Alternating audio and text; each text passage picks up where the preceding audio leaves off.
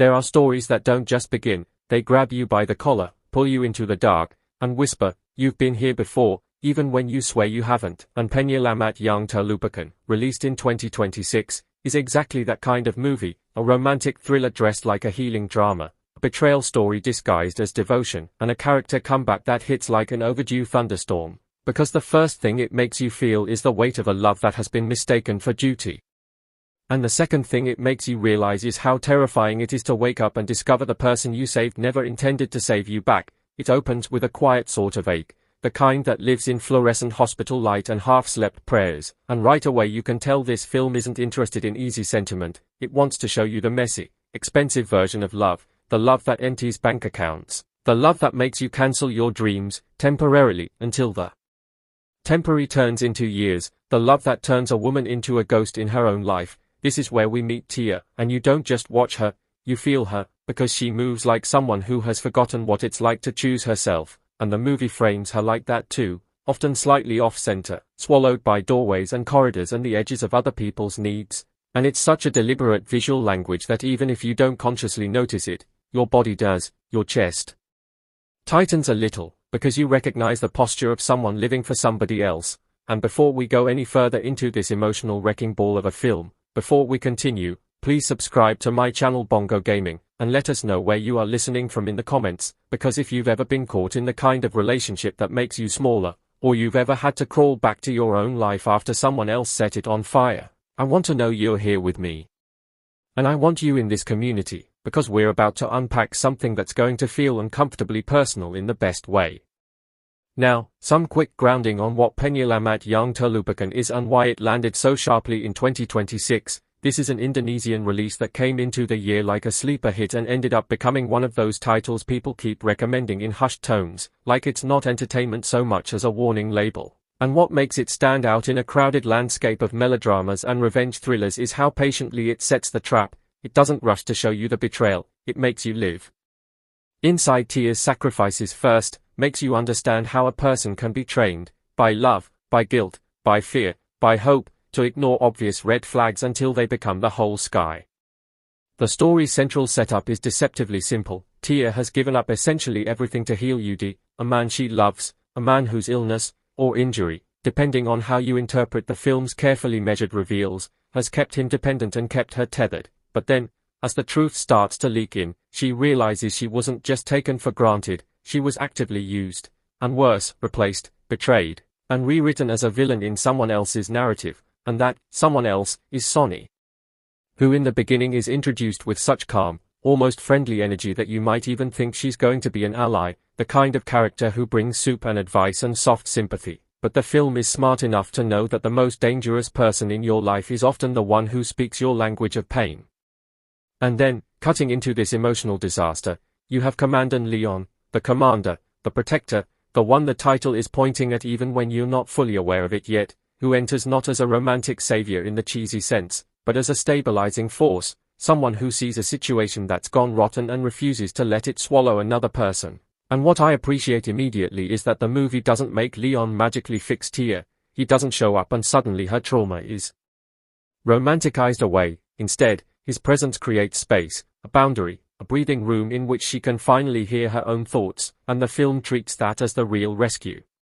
If you're going into this movie worried it's going to be a simple, woman suffers, man saves, narrative, let me calm you down, it's not that. It's, woman suffers, woman wakes up, man refuses to let predators keep circling, and the difference matters, because the emotional center remains Tia's reclamation of her own life, her return to her career, her insistence on truth, and the slow, painful, unbelievably human process of realizing that the person you thought you loved might not even exist outside the role they played to get what they wanted.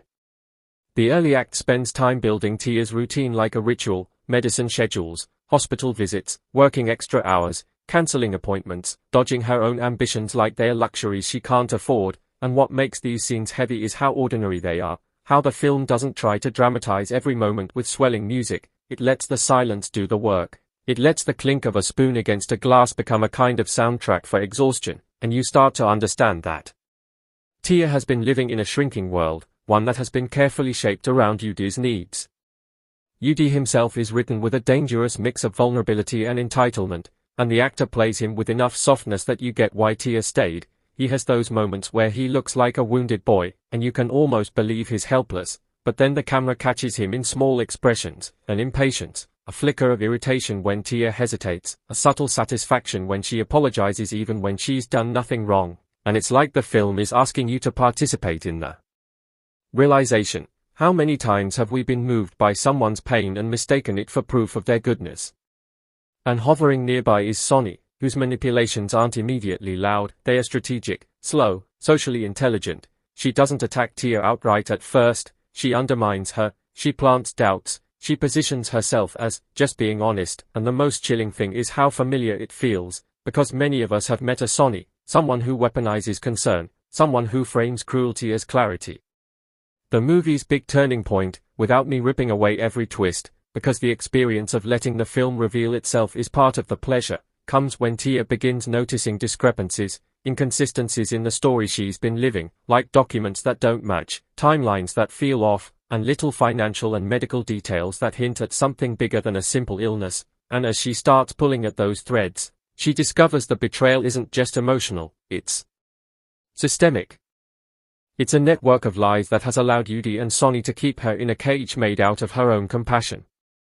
This is where Commandant Leon comes in more prominently, and I have to talk about how the film uses him as contrast, where Yudi's scenes are often shot in close, claustrophobic frames. Leon's presence opens the frame, you see more background, more air, more horizon, and that's such a simple cinematic trick, but it works on a subconscious level, because you start associating Leon not with romance first, but with oxygen.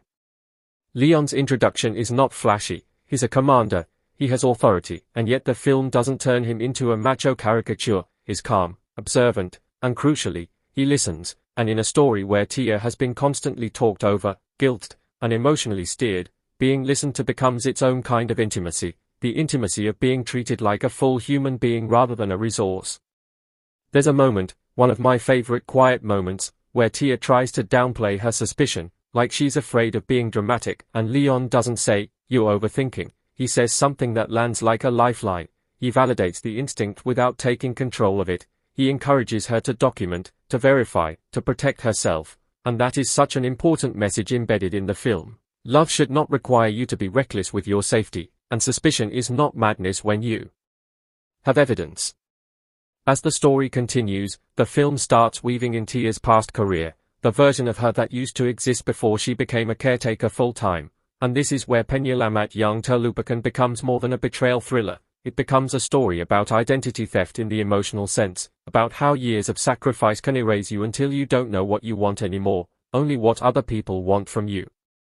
The return to her career is not depicted as a triumphant montage of empowerment, it's awkward, it's vulnerable, it's full of small humiliations, people assuming she can't keep up, colleagues looking at her like she's a risk, the internal imposter syndrome screaming that she's behind, that she wasted time, that she can't reclaim what she lost, and yet, scene by scene, you watch her relearn competence, relearn pride, relearn the feeling of standing in a room and not apologizing for existing. The pacing here is patient, and I'm going to be honest, some viewers who want constant fireworks might call it slow, but I think the film earns its slowness because it's mimicking recovery. You don't heal from betrayal in one dramatic confrontation, you heal through repetition, through boundary setting, through waking up and choosing yourself again even when you miss the person who hurt you, even when your body still associates them with comfort. And the film doesn't shame Tia for missing Yudi, that's key. It understands that attachment is chemical as much as it is emotional, and that leaving a harmful love can feel like withdrawal, like your nervous system is screaming for the familiar even when your mind knows the truth. This is where the title, The Forgotten Savior, starts echoing louder, because who is the savior that was forgotten?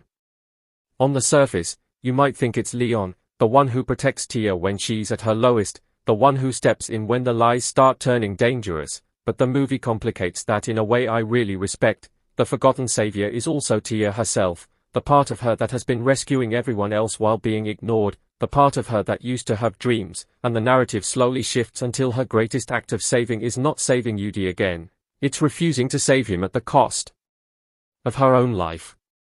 Now, let's talk about the deception, because the synopsis promises secrets, and the film delivers them with a kind of escalating dread. The further Tia digs, the more she discovers how Sonny has been shaping the narrative around Yudi. painting Tia as unstable, jealous, unreliable, classic tactics, the kind of social gaslighting that primes a community to disbelieve a victim when she finally speaks up. The movie does a really effective job showing how isolation isn't always physical, sometimes it's reputational. Sometimes you're surrounded by people, but none of them are safe because the story they've been fed makes you look like the problem. There's a particular sequence, again, keeping it spoiler controlled, but I have to describe the feeling, where Tia attends a gathering expecting neutrality, maybe even support, and she walks into a room that has already decided who she is, and you can see it in the way conversations pause, in the way smiles don't reach eyes, and the camera lingers just long enough on Tia's face for you to feel the humiliation bloom. It's not just heartbreak, it's social death, and this is where Leon's role becomes even more complicated, because his protection is not just physical, it's also about restoring reality, restoring the truth in a world where lies have become consensus. Leon's status as a commander matters here. He has institutional credibility, and the film uses that to comment on how truth is often believed only when it comes from someone with authority, which is both comforting and infuriating, because it means Tia's voice alone isn't enough for many people. Yet, the film doesn't let Leon become the voice for her. He becomes a reinforcement, a shield that allows her to speak without being crushed.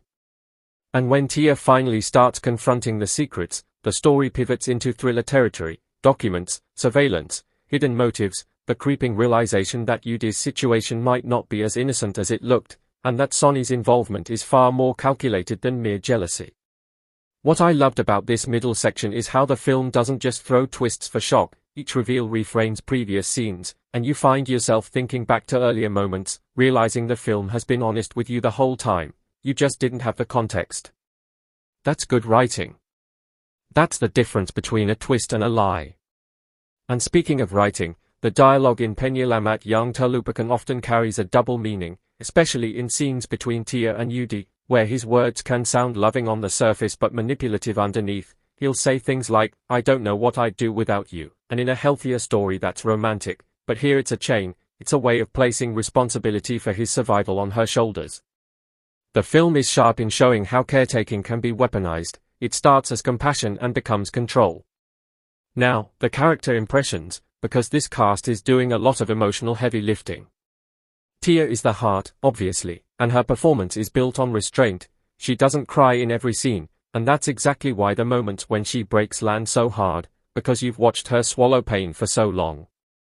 There's a scene, I won't tell you exactly what triggers it, where she's alone, and she just sits, and her face doesn't contort into dramatic sobbing. Instead, she looks like someone whose internal structure has collapsed, like the muscles in her face have forgotten how to hold up the mask, and that quiet devastation is more real than any big meltdown.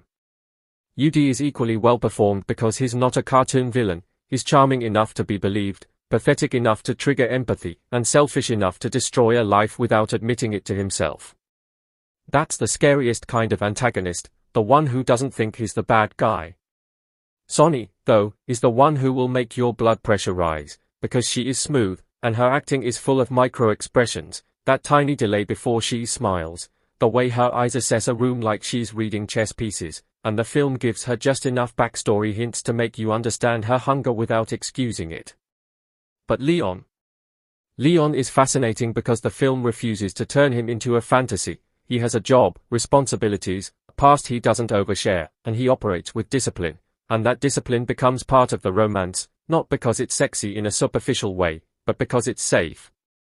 Safety becomes attractive when you've lived inside chaos. And the movie understands that. The chemistry between Tia and Leon is not built on flirty banter, it's built on trust accrual, on boundaries respected, on presence. There's a moment where Leon could easily push into romantic territory. Movies love to do that, to rush the kiss, to reward the audience, and instead, he steps back, giving Tia space to decide what she wants, and I remember thinking, wow, this is what emotional maturity looks like on screen, and it's rare. Cinematically, Penyelamat yang Terlupakan is drenched in a kind of urban melancholy. The color grading leans into cool tones during Tia's time with Yudi, making everything feel slightly drained, and as she re-enters her career and reclaims pieces of her identity, warmer tones begin to seep in, not suddenly, not like a makeover, but gradually, like sunrise. The sound design is underrated too. Listen to how often the film uses distant city noise, muffled conversations, the hum of air conditioners, all those mundane textures that create the feeling of life continuing while Tia is stuck, and then pay attention to how silence is deployed in moments of revelation, as if the world itself holds its breath when the truth becomes unavoidable. The music, when it does swell, tends to do so at emotional peaks that feel earned, especially in scenes where Tia chooses herself, not in a triumphant superhero way, but in a trembling, human way, like someone learning to walk again after a long illness. Thematically, the film is about misdirected love, obviously, but more specifically it's about the economy of sacrifice, who profits from your giving, and who notices when you're empty.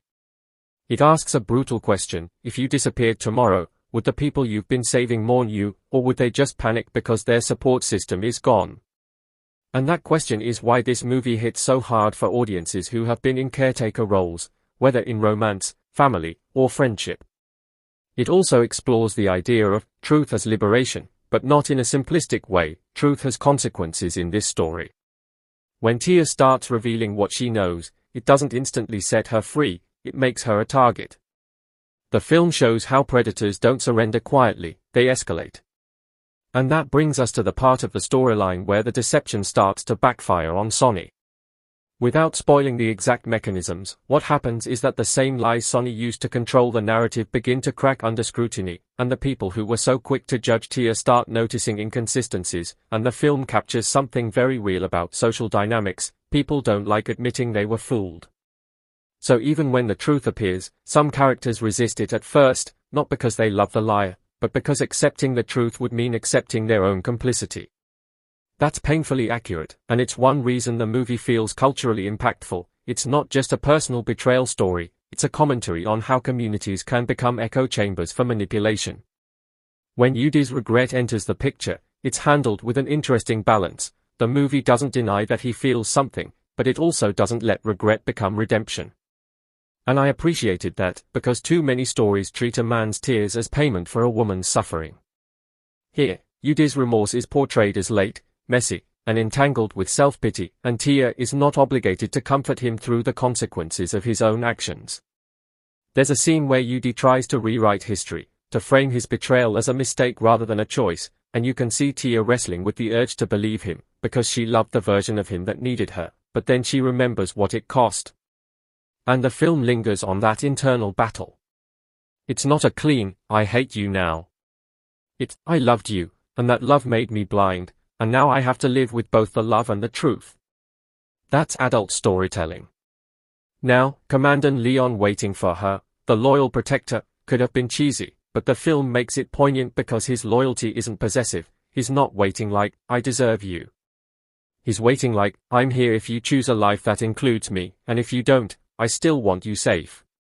That distinction is everything, and it turns the romance from a prize into a possibility.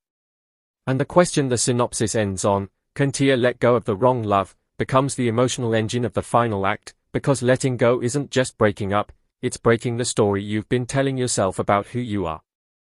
It's admitting that you can pour your soul into someone and still be wrong about them. It's grieving not only the relationship, but the years, the version of the future you imagined, the identity you built around being needed. The film's final stretch is where pacing tightens, the stakes become clearer, the secrets converge, and Tia's career comeback intersects with the investigation into the betrayal, and the movie smartly uses that intersection to show that her professional competence is part of her survival. She doesn't just get saved, she actively uses her skills, her network, her regained confidence to push back, and when she finally faces the truth in full, the film gives you catharsis, but not the cheap kind. It's catharsis with residue. Even in victory, there is grief. Even in freedom, there is scar tissue. Performance-wise, the final act asks a lot of Tia's actress, because she has to portray someone who is both shattered and resolute, and she nails it. Her voice changes, less apologetic, more grounded, yet you can still hear the tremble of someone who has learned that courage is not the absence of fear, it's moving while fear screams. Leon's performance in the final act is equally restrained, and that restraint is what sells it. He doesn't grandstand, he doesn't take credit, he does what protectors do, he stands between the vulnerable and the harm, and he does it quietly, consistently, without needing applause. Sonny's unraveling is deliciously written because it's not a sudden descent into cartoon madness, it's the logical consequence of overconfidence, of thinking you can control every narrative thread, and the film makes a point: when you build your power on lies, you're always one truth away from collapse. Yudi's arc ends in a place that will divide audiences, and I can already hear the comment sections from 2026 when this dropped. Some people wanted harsher punishment, some people wanted full redemption, and the film chooses something more uncomfortable. It lets him live with himself. It lets regret be its own prison. And it lets Tia be done. Not angry forever, not obsessed, just done. That's the ultimate release. In terms of audience reaction and cultural impact, Penyelamat Yang Terlupakan tapped into a conversation that was already simmering in many societies: the glamorization of sacrifice, especially for women, and the way media often rewards self-erasure as true love. This movie pushes back on that. It doesn't say love is fake. It says love without reciprocity is exploitation wearing perfume.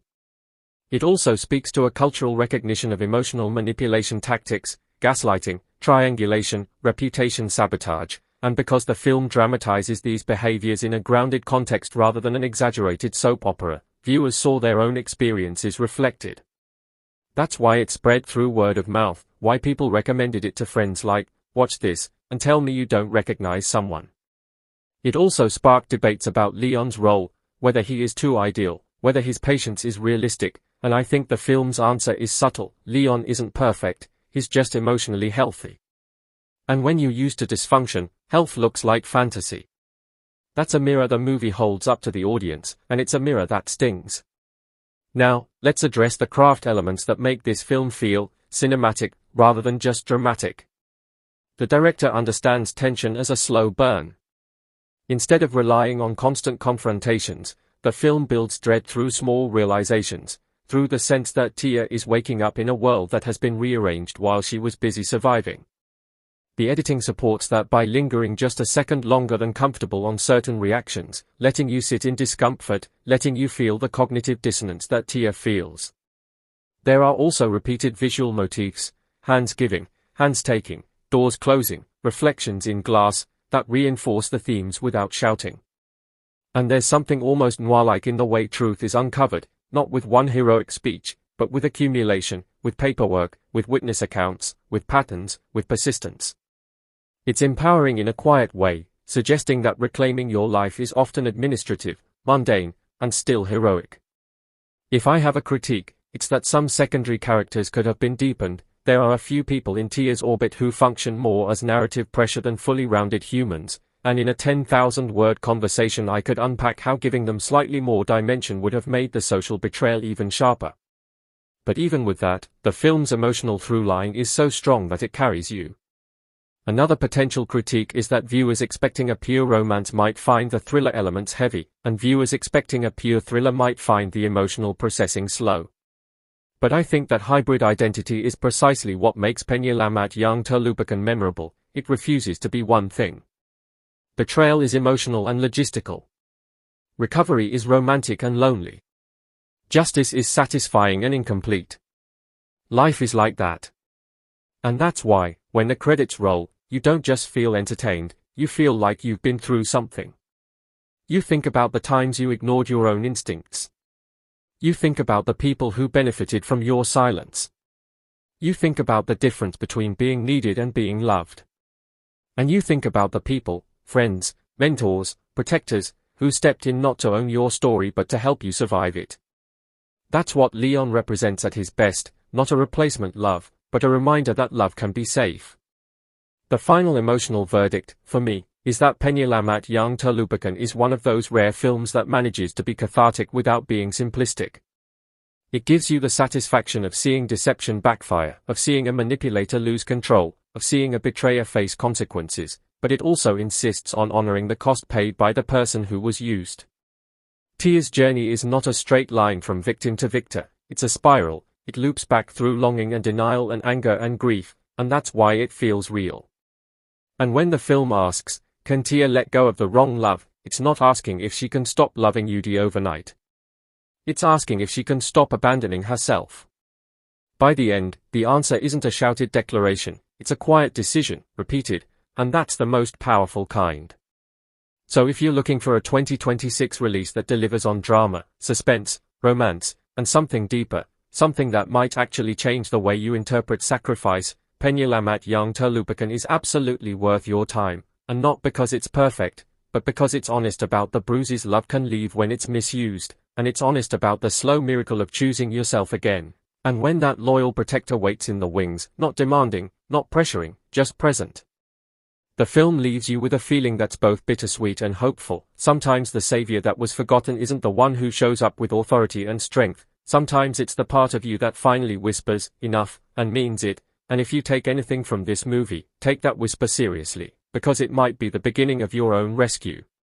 Some movies don't feel like they start, they feel like you're already late to a disaster that's been quietly unfolding for years, and Penyelamat yang Terlupakan, the 2026 release that somehow manages to be both intimate and explosive, opens with exactly that sensation, the sense that a life has been traded away in tiny installments, that love has become a receipt book of debts, and that somewhere along the way the person doing all the saving stopped being seen as a person at all. It's the kind of story that doesn't ask for your attention politely, it demands it. Because it starts by showing you devotion in its most socially praised form, self-sacrifice, patience, loyalty, and then it turns the knife by asking what happens when that devotion is not just unappreciated but strategically exploited. What happens when the one you kept alive was never planning to keep you whole?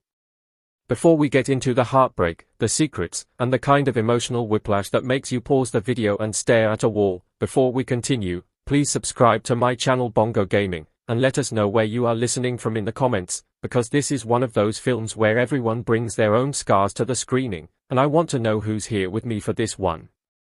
Now, Penyelamat yang Terlupakan arrived in 2026 at a moment when audiences were hungry for stories about accountability, real accountability, not the glossy kind where a villain cries and everything resets, and it rode that wave with a distinctly Indonesian emotional texture, rooted in familiar social expectations about duty, caretaking, and keeping appearances, while still speaking in a universal language of betrayal, and from the first act, the film makes it clear that it's not going to rush you to the big twist, because it wants you to understand the trap before it springs. It wants you to live in the rhythm of Tia's days, because the scariest part of Tia's story isn't that she gets betrayed, it's that she had to become the kind of person who could be betrayed this deeply, someone trained by love and guilt to ignore her own exhaustion as if it were a moral failing. We meet Tia not as a heroine with dramatic entrances, but as a woman whose life has narrowed to a corridor, hospital visits, medication schedules, quiet negotiations with bills, missed calls from friends she can't face anymore, and the constant mental arithmetic of, what does he need next, before she even considers what she needs at all, and the filmmaking choice here is subtle but crushing. The camera often holds her in frames where she looks crowded, hemmed in by doorways, walls, other people's shoulders, as if the world itself is conspiring to keep her small. Yudi, the man she is sacrificing everything for, is introduced with the kind of vulnerability that can disarm you instantly. He's not snarling, he's not obviously cruel, he's soft-spoken, tired, sometimes even tender, and that's the point. If he were a monster from the start, Tia's devotion would look foolish, but the film wants her devotion to look understandable, because that's how these situations happen in real life. You don't fall for a villain, you fall for a person who knows how to show you the right kind of brokenness. Yet even early on, the movie plants microsignals that something is off. The way Yudi's gratitude sometimes feels performative, the way his helplessness is inconsistent, the way his affection spikes when Tia seems close to stepping away, like he can sense her independence the way a predator senses movement in the grass. And then there's Sonny, introduced almost like a balm, a friend-adjacent presence, someone who seems to understand the pressure Tia is under, someone who speaks softly, smiles easily, offers help in ways that look generous. But the film's greatest trick is how it makes you feel the shift in the room whenever Sonny enters. It's not loud, it's not dramatic, it's a temperature change, the sense that the air has gained a watcher, someone who is always measuring where people stand and how easily they can be moved. Tia, of course, doesn't see it at first, because when you're drowning, you don't interrogate the hand offering you a float, you just grab it, and that's the cruelty of Sonny's method. She positions herself as support while slowly twisting the narrative around Tia until that support becomes a noose. The story overview, spoiler controlled, is essentially this: Tia gives up her life to help Yudi get better, only to discover that the relationship she thought was built on love is actually built on manipulation. When the betrayal hits, it's not just emotional, it's reputational, financial, and psychological, and it leaves Tia stranded in a reality where her sacrifices have been reframed as obsession, her loyalty repackaged as instability, and into that wreckage steps Commander Leon, a figure of authority and calm, who becomes both a shield and a catalyst, not by taking over Tia's story, but by making it possible for her to tell the truth without being crushed by the people invested in her silence.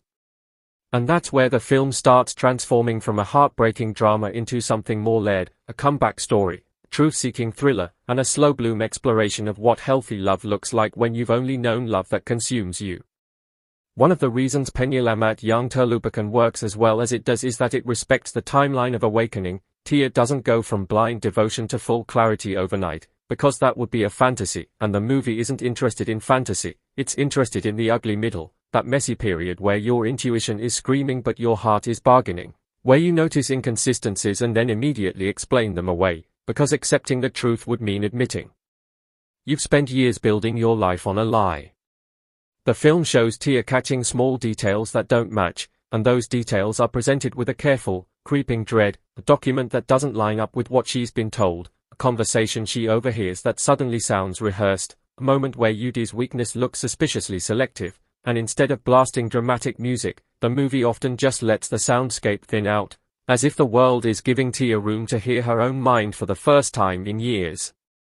Commander Leon's entry is crucial because he is written as the opposite of Yudi's emotional chaos. Leon doesn't seduce Tia with promises, he doesn't guilt her into staying, he doesn't make her responsible for his feelings, and that absence of manipulation becomes its own kind of intimacy. The film uses him not as a perfect man, but as a narrative measuring stick. When you see Leon's steady respect, you retroactively realize how much disrespect Tia has normalized.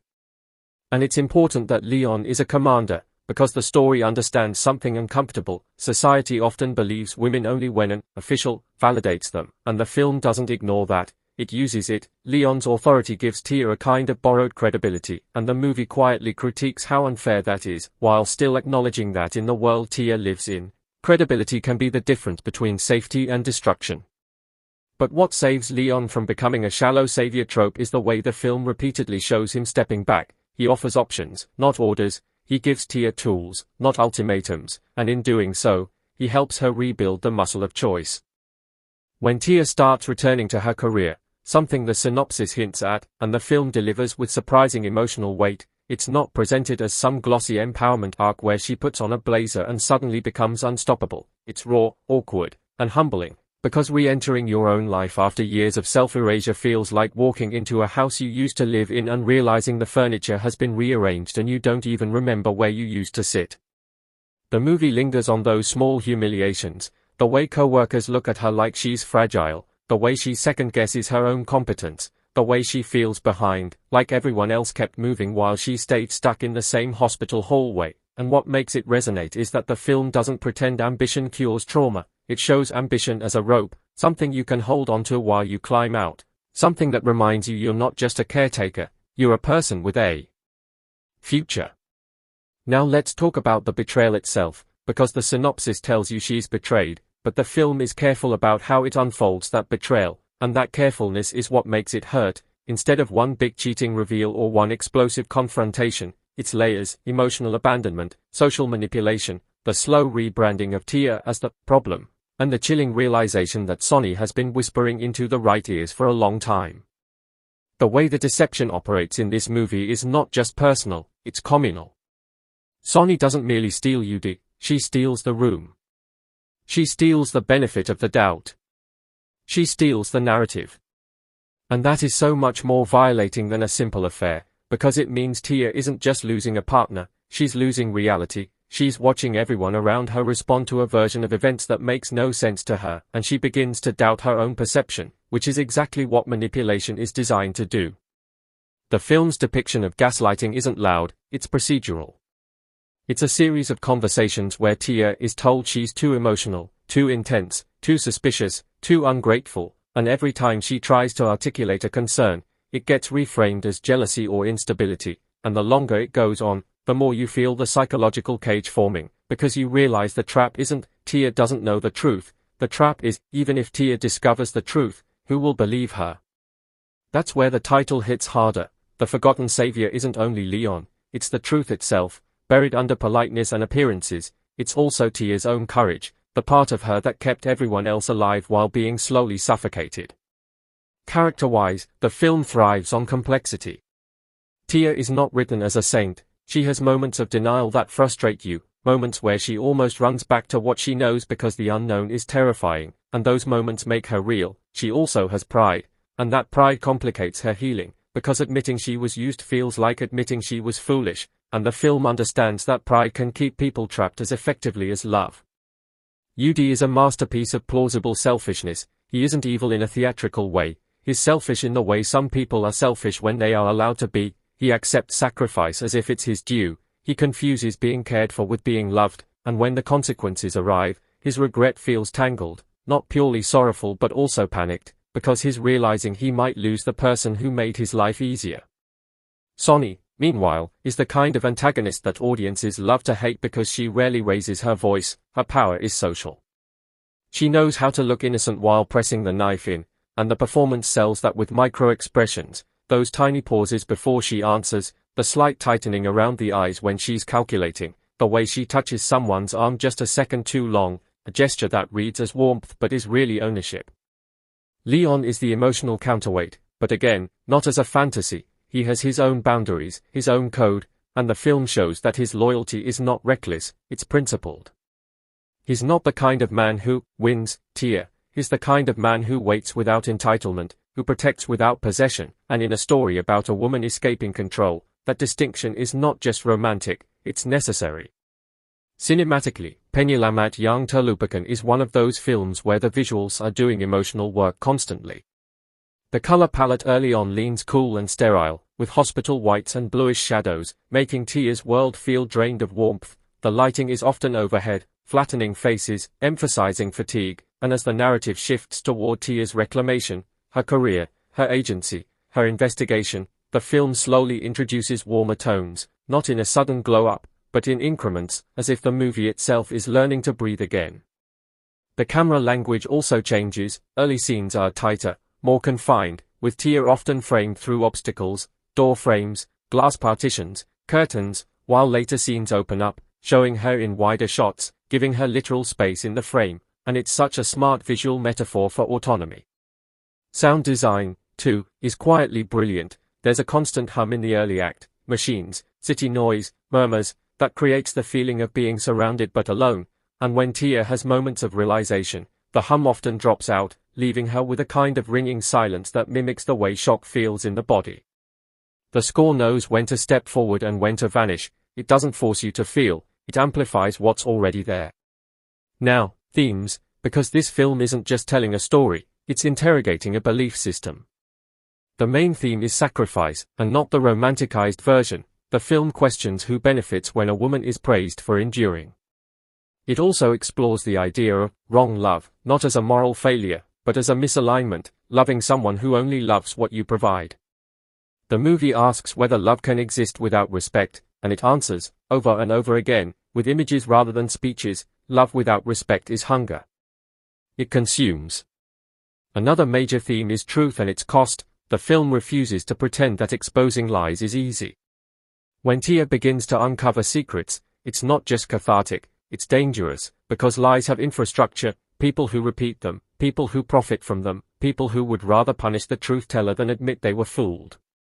That's where Sonny's deception backfires, in a way that feels earned. Her lies become too elaborate to maintain, her confidence becomes carelessness, and the web she spun to trap Tia starts tightening around her instead.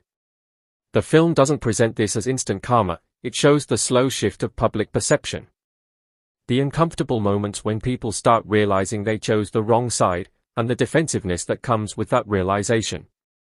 Yudi's regret enters the story with emotional complexity, and this is where the film might divide audiences, because some viewers will want his remorse to be either fake or fully redemptive. Instead, it's messy. Yudi is sorry, but he's also sorry for himself. He misses Tia, but he also misses what Tia did for him. He claims he didn't mean to hurt her, but the film quietly reminds you that intent is not magic, impact is what matters.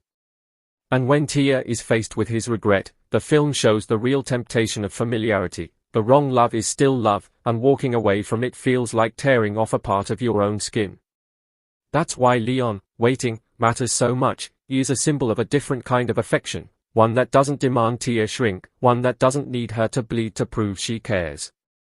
But importantly, Leon is not positioned as the solution to her pain, Tia is. The film makes it clear that even if Leon weren't there, Tia's awakening would still be valid, still necessary, still hers. Leon's loyalty is a support beam, not a replacement spine. Pacing-wise, the movie is deliberate, and I think that's why it lingers. The first act is slow on purpose, because it wants you to feel the drag of Tia's life. The middle act tightens into investigation and confrontation, with secrets unfolding like bruises surfacing, and the final act becomes a collision of emotional truth and external consequence, where Tia's choices finally create irreversible change. This structure mirrors trauma recovery, numbness, suspicion, realization, action, aftermath. And the aftermath is where the film shows maturity, because it doesn't end the moment Tia wins. It sits with the emotional residue. It shows that even when a liar is exposed, the victim still has to rebuild. Even when you leave, you still have to learn how to live in a house that no longer has the familiar noise of someone else's needs. Audience reaction in 2026 was intense, and you can understand why. For some people, this movie was entertainment, a juicy betrayal story with a satisfying backfire. For others, it was a mirror, and mirrors are not always pleasant.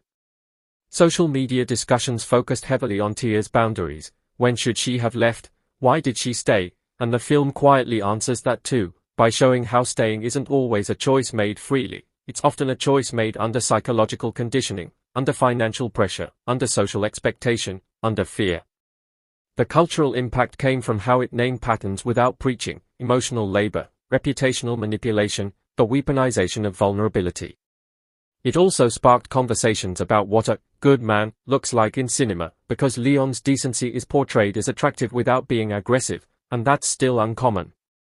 Now, my final emotional verdict on Penyelamat Yang Terlupakan is that it's a bruising, beautifully controlled film that understands betrayal is not a single event, it's a climate. It's the slow normalization of disrespect. It's the quiet training of a person to accept crumbs as meals. And the film's triumph is not that it gives Tia a new love, though the possibility of Leon is tender and earned, it's that it gives Tia back to herself. By the time the story reaches its final notes, the question, can Tia let go of the wrong love, no longer feels like a romantic dilemma, it feels like a survival question, because wrong love isn't wrong because it hurts, it's wrong because it erases you. And when Tia finally steps out of that erasure, when she chooses reality over fantasy, boundaries over begging, truth over comfort, it doesn't feel like a fairy tale ending, it feels like the beginning of a life that might actually belong to her. That's why, even with its heavy emotions and deliberate pace, I recommend Penyelamat Yang Terlupakan if you're ready for a story that doesn't just entertain you, but confronts you, a story that reminds you that loyalty without reciprocity is just a longer way to say loneliness, and that sometimes the greatest rescue is not being saved by someone else, but finally refusing to drown for someone who learned to breathe using your lungs.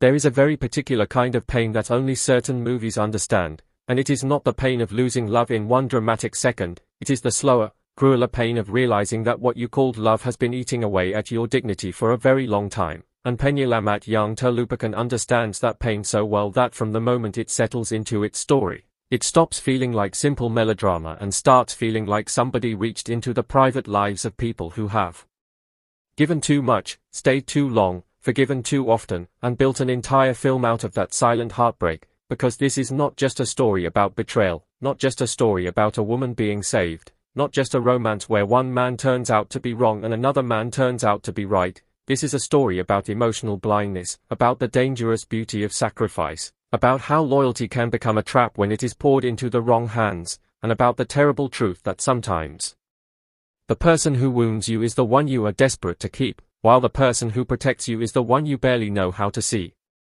Before we continue, please subscribe to my channel Bongo Gaming, and let us know where you are listening from in the comments. Now let's get into this, because Penyelamat Yang Terlupakan, released in 2026, is one of those films that arrives with a title that already feels like a confession, almost like a warning, because even before the plot unfolds, the words themselves prepare you for a certain kind of emotional tragedy, the tragedy of not recognizing your true refuge until after you have bled for someone else, and that title, which can be understood as the forgotten savior, hangs over the entire movie like a shadow.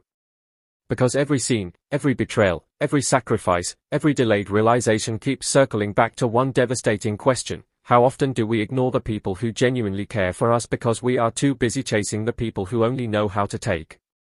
What struck me first about this movie is that it understands the grammar of emotional dependency better than a lot of films that are much louder and much more obviously dramatic, because instead of immediately trying to shock you with a twist, it begins by letting you sit inside Tia's world, and that world is built around giving, accommodating, nursing, enduring, and convincing herself that endurance is the same thing as devotion. She has already crossed that invisible line where loving someone has turned into organizing her whole existence around their weakness, their needs, their healing, their future, and the movie does not treat that as noble in a simplistic way, which is what makes it interesting, because it knows that from the outside, self-sacrifice can look beautiful, can look loyal, can look romantic even, but from the inside it can feel like exhaustion wrapped in habit, and that is the emotional territory this film keeps returning to with impressive consistency.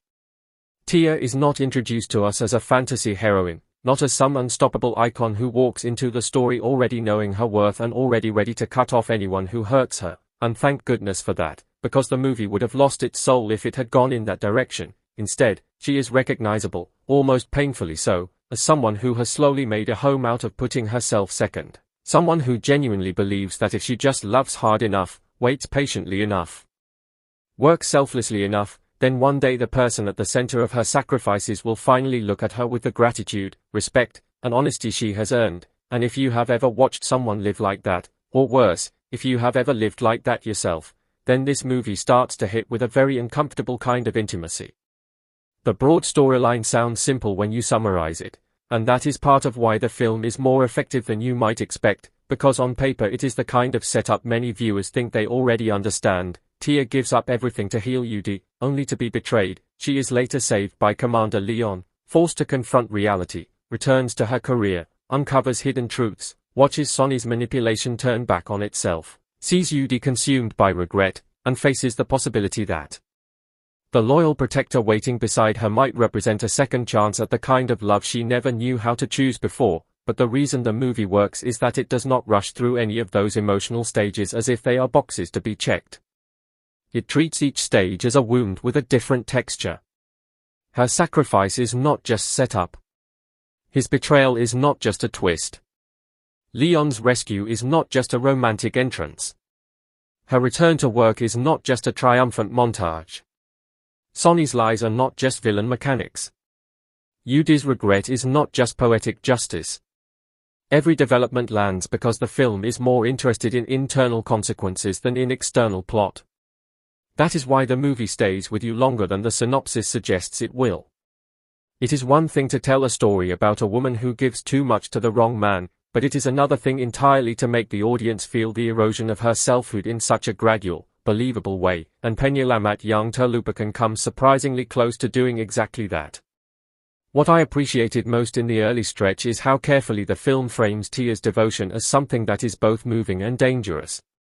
You can see why she believes in Yudi, or maybe more accurately, why she believes in the version of Yudi she has built in her mind. He is someone in need, someone damaged, someone toward whom she can direct all that nurturing energy, and there is a tragic seduction in that arrangement because being needed can feel a lot like being loved when you are starved for certainty. The film understands that distinction.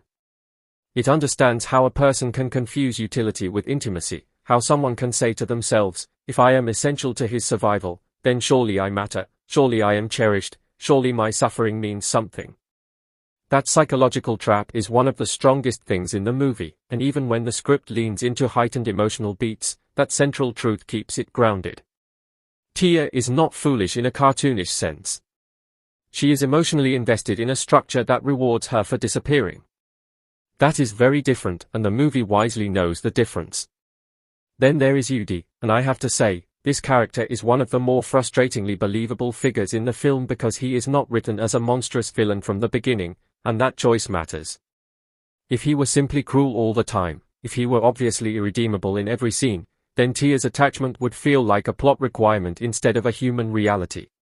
But Yudi is more insidious than that. He benefits from being the kind of person who can inspire compassion. He is the sort of man whose vulnerability becomes his shield, the sort of man who can accept endless devotion without ever truly asking what it costs the person giving it, and that is a different kind of moral failure than outright aggression. It is passivity mixed with entitlement. It is weakness made selfish. It is the ability to let someone burn for you and call it love because it saves you from confronting who you are.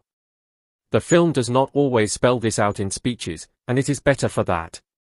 Much of Yudi's damage as a character comes from what he allows, from how comfortable he becomes in being the center of Tia's life, from how casually he receives what should humble him, and once the betrayal becomes clear, the anger the audience feels toward him is not just because he has done one terrible thing, it is because the betrayal exposes the truth that he has been taking from Tia for much longer than she realized.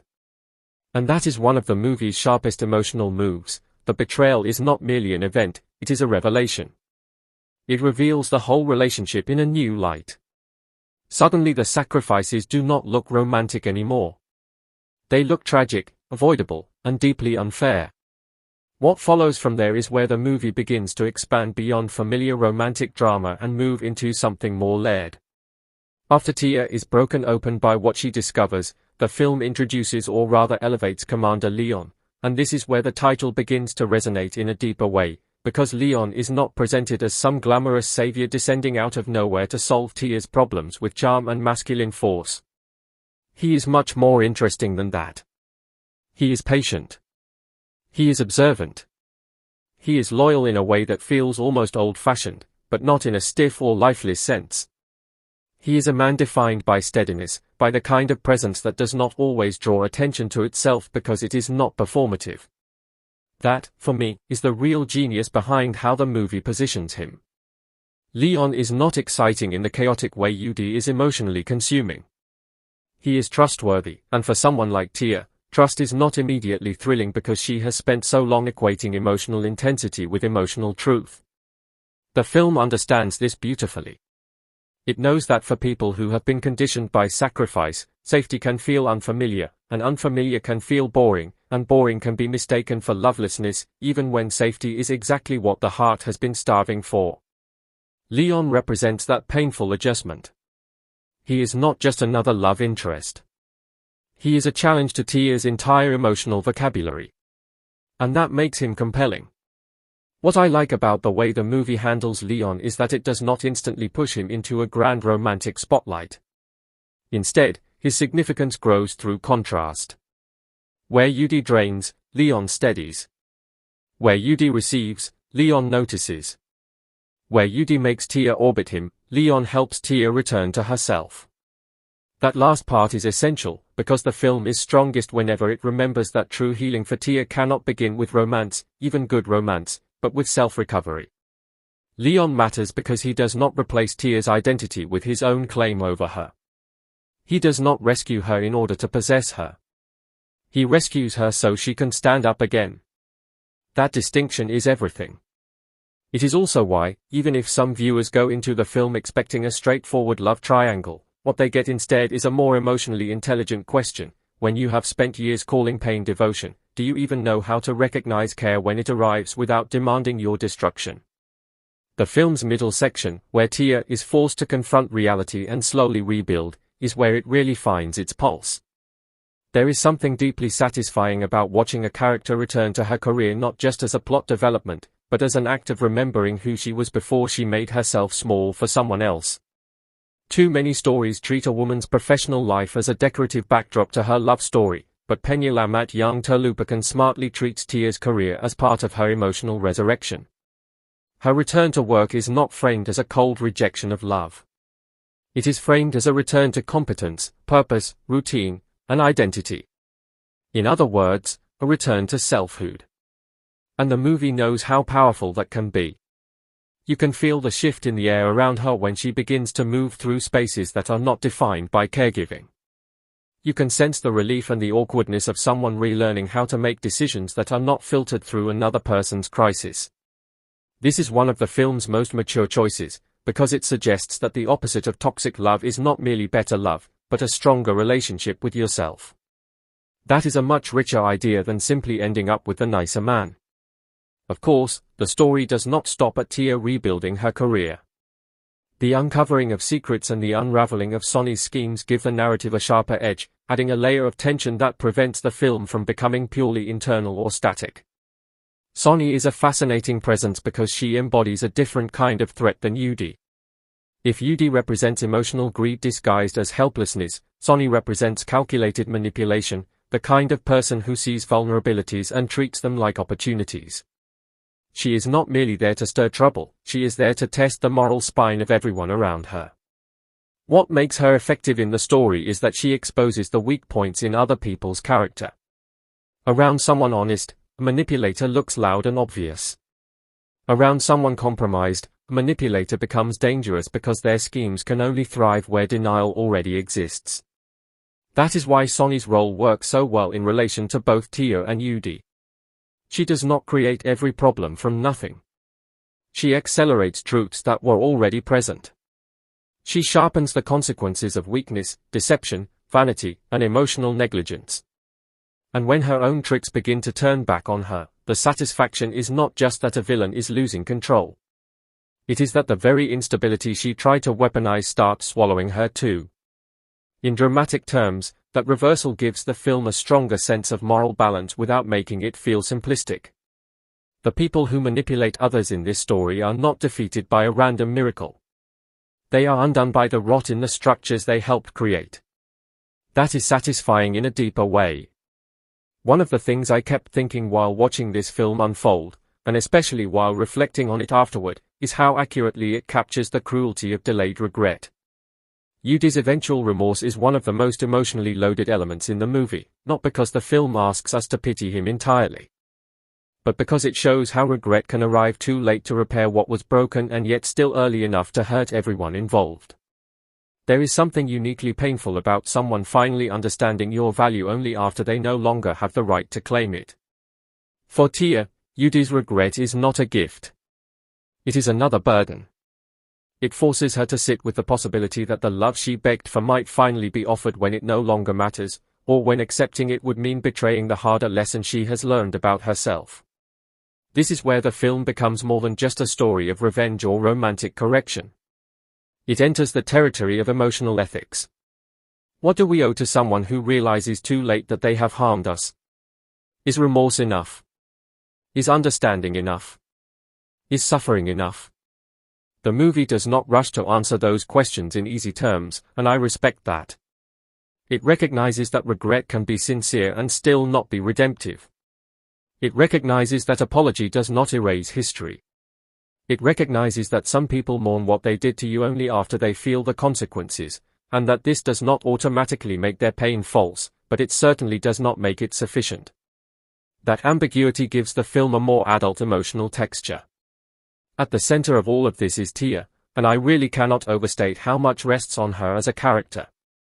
If she had been written as either too saintly or too naive, the entire movie would collapse into cliché, but what saves it is that Tia feels like a woman in conflict with her own instincts. She is caring, yes, but that care is entangled with denial. She is strong, yes, but that strength has been misdirected into survival instead of self-protection. She is intelligent, but intelligence does not inoculate anyone against the hunger to be chosen. That complexity is what makes her compelling. The movie does not ask us to admire her because she suffers. It asks us to stay with her long enough to understand why she mistook suffering for proof of love. That is such an important distinction, and it turns what could have been a generic betrayed heroine story into something much more emotionally precise. You feel her shame, not just her sadness. You feel the humiliation of looking back at your own sacrifices and wondering how many of them were never truly seen. You feel the disorientation of waking up from a long emotional trance and realizing how much of your life was organized around someone else's needs. You feel the fear that without that role, without that mission, without that person to save, you might not know who you are. That is the wound underneath the betrayal.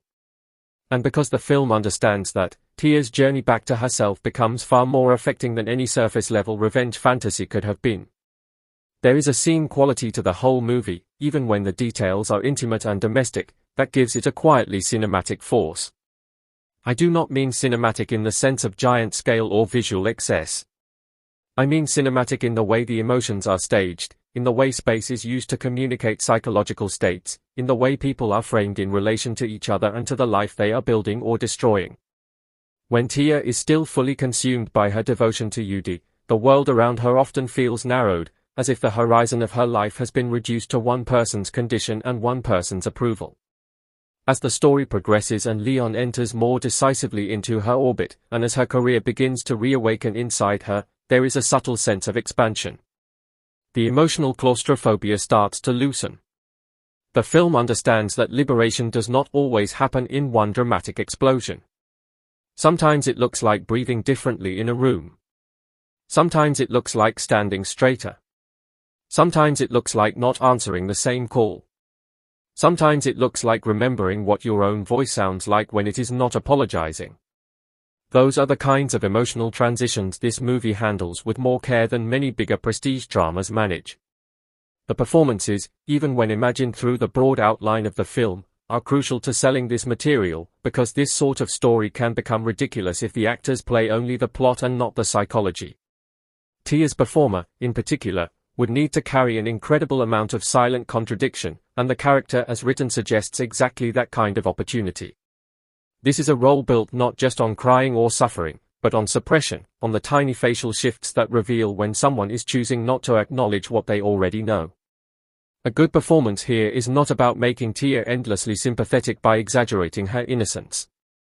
It is about allowing her to be emotionally complicit in her own illusion without ever making her contemptible.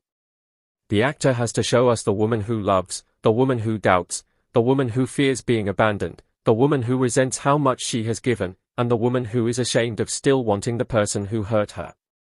That is difficult terrain, and if the performance lands, it is because it honors the messiness rather than ironing it out.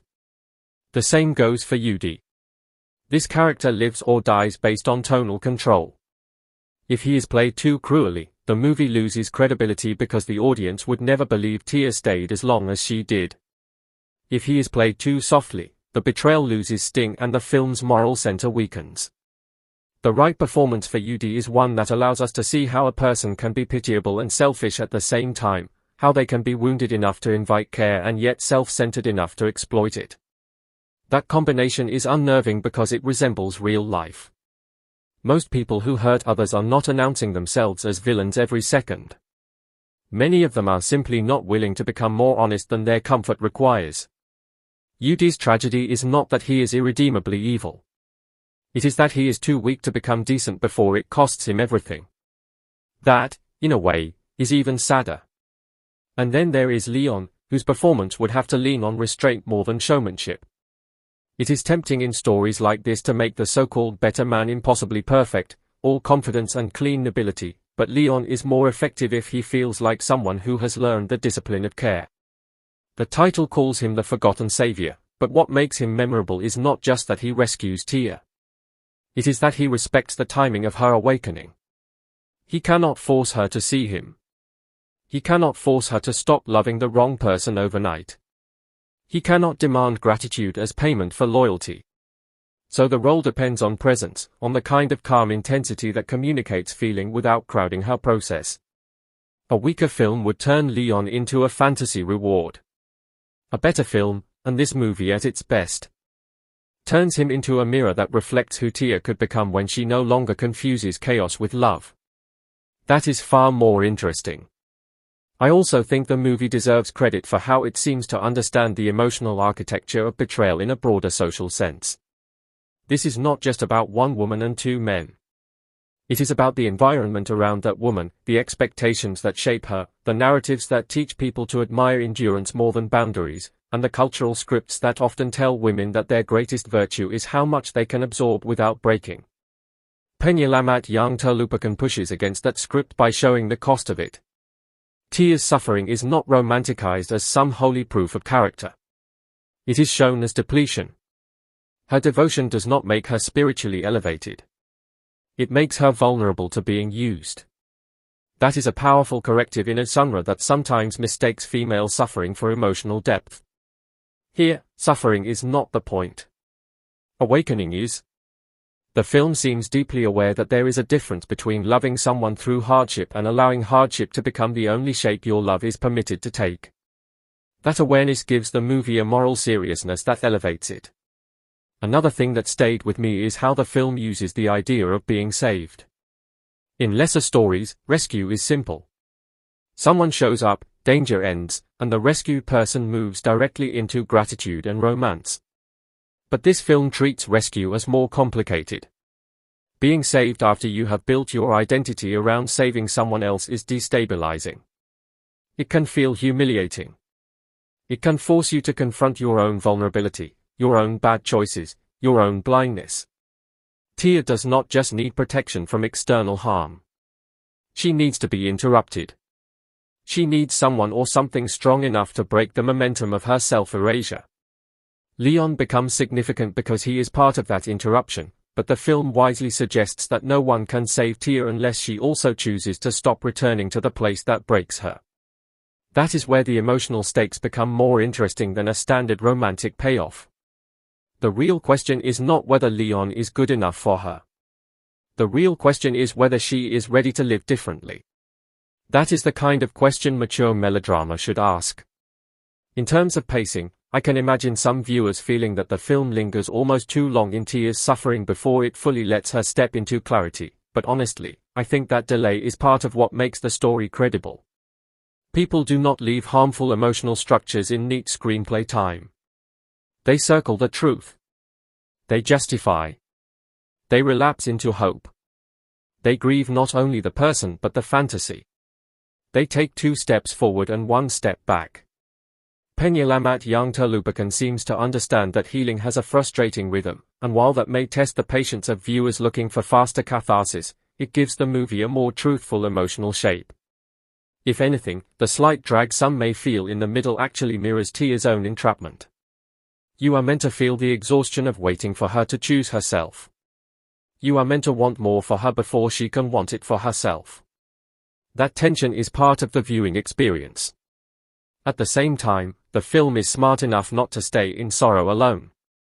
It threads in revelation, movement, and enough forward momentum through career recovery, hidden motives, and shifting alliances to keep the narrative from sinking into monotony. When the momentum does build, it feels earned rather than manufactured. Visually, even without reducing the film to technical jargon, there is a strong sense that the aesthetic choices are tied to Tia's internal state. Stories like this live or die on atmosphere, and Penyelamat young Terlupakan seems to know how to create it through contrast. The world of sacrifice is muted, repetitive, intimate in a suffocating way. The world of awakening does not become unrealistically glamorous, but it does feel sharper, clearer, more spacious. You can imagine the camera lingering on moments where Tia is alone with a decision, where a glance says more than a speech, where the silence after a betrayal is louder than an argument. That is a very cinematic instinct. The film appears less interested in shouting its themes than in letting them accumulate through emotional pattern. Every time Tia diminishes herself for Yudi, every time Leon offers support without intrusion, every time Sonny tilts a situation with manipulation, every time Yudi's regret reveals how little he understood what he had, the movie is quietly teaching us how to read the difference between possession, dependency, loyalty, and love. That is sophisticated material when handled well. And if the music supports this the way I suspect it does, then I imagine the score would lean into restraint as well, not drowning scenes in sentiment but amplifying the ache already there, because this kind of story does not need to beg for tears. The premise does that naturally. What it needs is emotional control, and at its best, this movie seems aware of that. One of my favorite aspects of the story is that Tia's return to career is not treated as a side effect of heartbreak but as a central act of reclamation. That is so important. The movie recognizes that being betrayed in love often destabilizes much more than romance. It can damage confidence, concentration, professional identity, and the ability to trust your own judgment. So when Tia returns to work, it is not simply empowering in a superficial, inspirational quote kind of way. It is difficult. It requires her to re-enter spaces where she has to think of herself as capable again. It requires her to exist outside the emotional role she had accepted. It requires her to face the possibility that she has talents, ambitions, and value that were never supposed to be sacrificed in the first place. That is moving because it reframes healing as competence. Sometimes getting your life back does not begin with a new relationship or a dramatic confrontation. Sometimes it begins with a desk, a meeting, a schedule, a sense of being useful in ways that do not involve bleeding for someone. The film seems to understand this, and that alone makes it feel more emotionally grounded than a lot of glossy romance dramas.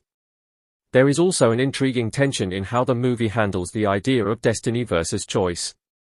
On the surface, you might be tempted to say that Tia was always meant to end up with Leon, that the wrong love of Yudi had to burn out so that the right love could finally be seen, but that reading is too neat for what the film is doing. The more interesting interpretation is that Leon is not destiny. He is possibility. He is what becomes visible when Tia's illusion collapses. That is different. The movie does not suggest the universe simply swaps one man for another and calls that growth. It suggests that when a person stops romanticizing their own suffering, they begin to recognize forms of care they were previously unequipped to receive. That is a much more mature, much more psychologically rich idea. It means the story is not about fate rewarding Tia for pain. It is about Tia becoming emotionally literate enough to distinguish between being needed and being loved, between being rescued and being respected, between being chosen for service and being valued for who she is. That distinction is where the film finds most of its emotional power. Sonny, meanwhile, gives the story a sharper social edge, because her manipulations highlight how fragile appearances can be when people are already invested in lies. She is not just a disruptor. She is an opportunist who thrives in emotional chaos, and through her, the movie comments on something broader, that deception often succeeds not because it is brilliant, but because it finds people who are already willing to believe what protects their ego. Yudi's involvement in any web of deceit is compelling precisely because it reveals how much easier it was for him to remain in morally compromised comfort than to face the truth of what Tia had given him. Sonny's presence magnifies cowardice. She gives weak people a script to hide behind. And when that script begins to unravel, the collapse feels deserved not only on a plot level, but on an ethical one. The film seems to understand that lies can survive for a long time when they flatter people's selfishness, but once they stop serving that function, they turn on everyone involved. That is why the exposure of secrets in the later stretch feels so cathartic. It is not merely that truth comes out. It is that truth finally becomes impossible to avoid. For me, one of the most haunting ideas in Penyelamat yang Terlupakan is that the forgotten savior is not only Leon. In a strange, more symbolic sense, Tia herself has forgotten her own capacity to save herself. The title points outward, yes, toward the loyal figure who stands by her when she cannot see clearly, but it also points inward, toward the part of Tia that has been neglected, silenced, and left behind. The movie gains extra depth when you read it that way. Leon may be the visible embodiment of protection, but Tia's real arc is about recovering the self she abandoned while trying to rescue Yudi. That is why the story works best when it refuses to make her healing wholly dependent on whether she accepts Leon's love. Even if Leon is the better man, even if the audience is clearly meant to feel the ache of his patience and the nobility of his waiting, the deeper victory is Tia reclaiming her life from emotional captivity. In that sense, the film's most satisfying moments are not necessarily the romantic ones. They are the moments where Tia sees clearly. The moments where she stops bargaining with reality. The moments where she realizes that being loyal to the wrong person has made her disloyal to herself. That is a devastating insight, and the movie mines it beautifully. If we talk about audience reaction, I can already imagine this being the kind of film that sparks intense debate online, because stories about wrong love and right love always do, but this one has the added fuel of moral timing. Viewers are going to split into camps, not only over who Tia should choose, but over whether Yudi deserves any sympathy at all, whether Leon's patience is romantic or too idealized, whether Tia waits too long to wake up, and whether Sonny is a pure villain or a product of a world where manipulation is rewarded until it is not. That kind of discussion is healthy for a movie like this because it means the characters are not functioning as cardboard symbols. They are touching on recognizable emotional patterns. I can absolutely see audiences responding viscerally to Yudi in particular, because everyone knows some version of him, someone who accepted extraordinary love as if it were ordinary, someone who only measured its value after losing access to it. There is a universal bitterness in that. I can also see Leon becoming the kind of character viewers latch onto as an antidote to modern romantic toxicity, the kind of man who feels rare on screen precisely because he is defined by consistency instead of charisma. And of course, Tia will be at the center of the strongest conversations, because she represents so many people who have been taught that love is proved by how much pain they can survive without leaving. That conversation alone gives the film cultural weight. The film also taps into a very resonant emotional reality in many communities where duty, sacrifice, endurance, and silence are often praised more readily than emotional self-preservation.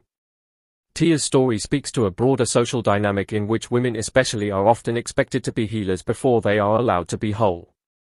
They are encouraged to stand by, to fix, to support, to understand, to absorb, and then judged harshly when they finally ask what all that giving has done to them. Penyelamat yang Terlupakan pushes back against that expectation without becoming preachy. It does not turn Tia into a slogan. It lets her be messy, conflicted, ashamed, hopeful, stubborn, and deeply human, and that humanity is what gives the message force. The film seems to say that there is nothing noble about being reduced to a vessel for someone else's redemption.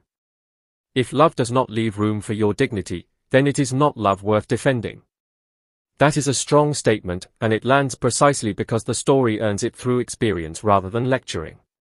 Another reason this movie has emotional staying power is that it understands the seduction of the apology arc. So many dramas want to make us believe that if the person who hurt you cries hard enough, suffers visibly enough, or finally says the right words, then the emotional scales are balanced. But real life is not so simple, and Penyelamat yang Terlupakan seems aware of that. Yudi's regret matters because it reveals his awakening, but the film does not let that awakening erase the asymmetry of what happened. Tia paid for his lessons with pieces of herself. That debt cannot be cleared by remorse. This is one of the most mature things the movie does. It allows regret to exist without turning it into absolution. That is important both artistically and ethically. It means the film respects Tia's pain enough not to reduce it to a narrative tool for Yudi's growth. In many stories, a woman is hurt so that a man can become better. Here, if the story works, the emphasis remains on whether Tia can become freer. That is exactly where it should be. I also think the title keeps gaining meaning the more you sit with the film. Penyelamat yang Terlupakan is not a flashy title. It sounds almost mournful, almost resigned. And that suits the movie because this is a story about overlooked value. It is about how the loudest emotions are not always the truest ones. The person who consumes your thoughts is not always the person who deserves your life. The one who waits, who protects, who sees, who does not make a spectacle of loyalty, may be the one whose presence actually changes your fate, but because they do not trigger your drama-trained instincts, you fail to recognize them. That is such a painfully human idea. Many of us are trained to notice chaos faster than calm, intensity faster than steadiness, pursuit faster than patience. This film turns that emotional hierarchy upside down. It asks whether the love we have been taught to crave is actually the love that destroys us, and whether the love we overlook is the one that could help us become ourselves again. That is not just romantic commentary. It is existential.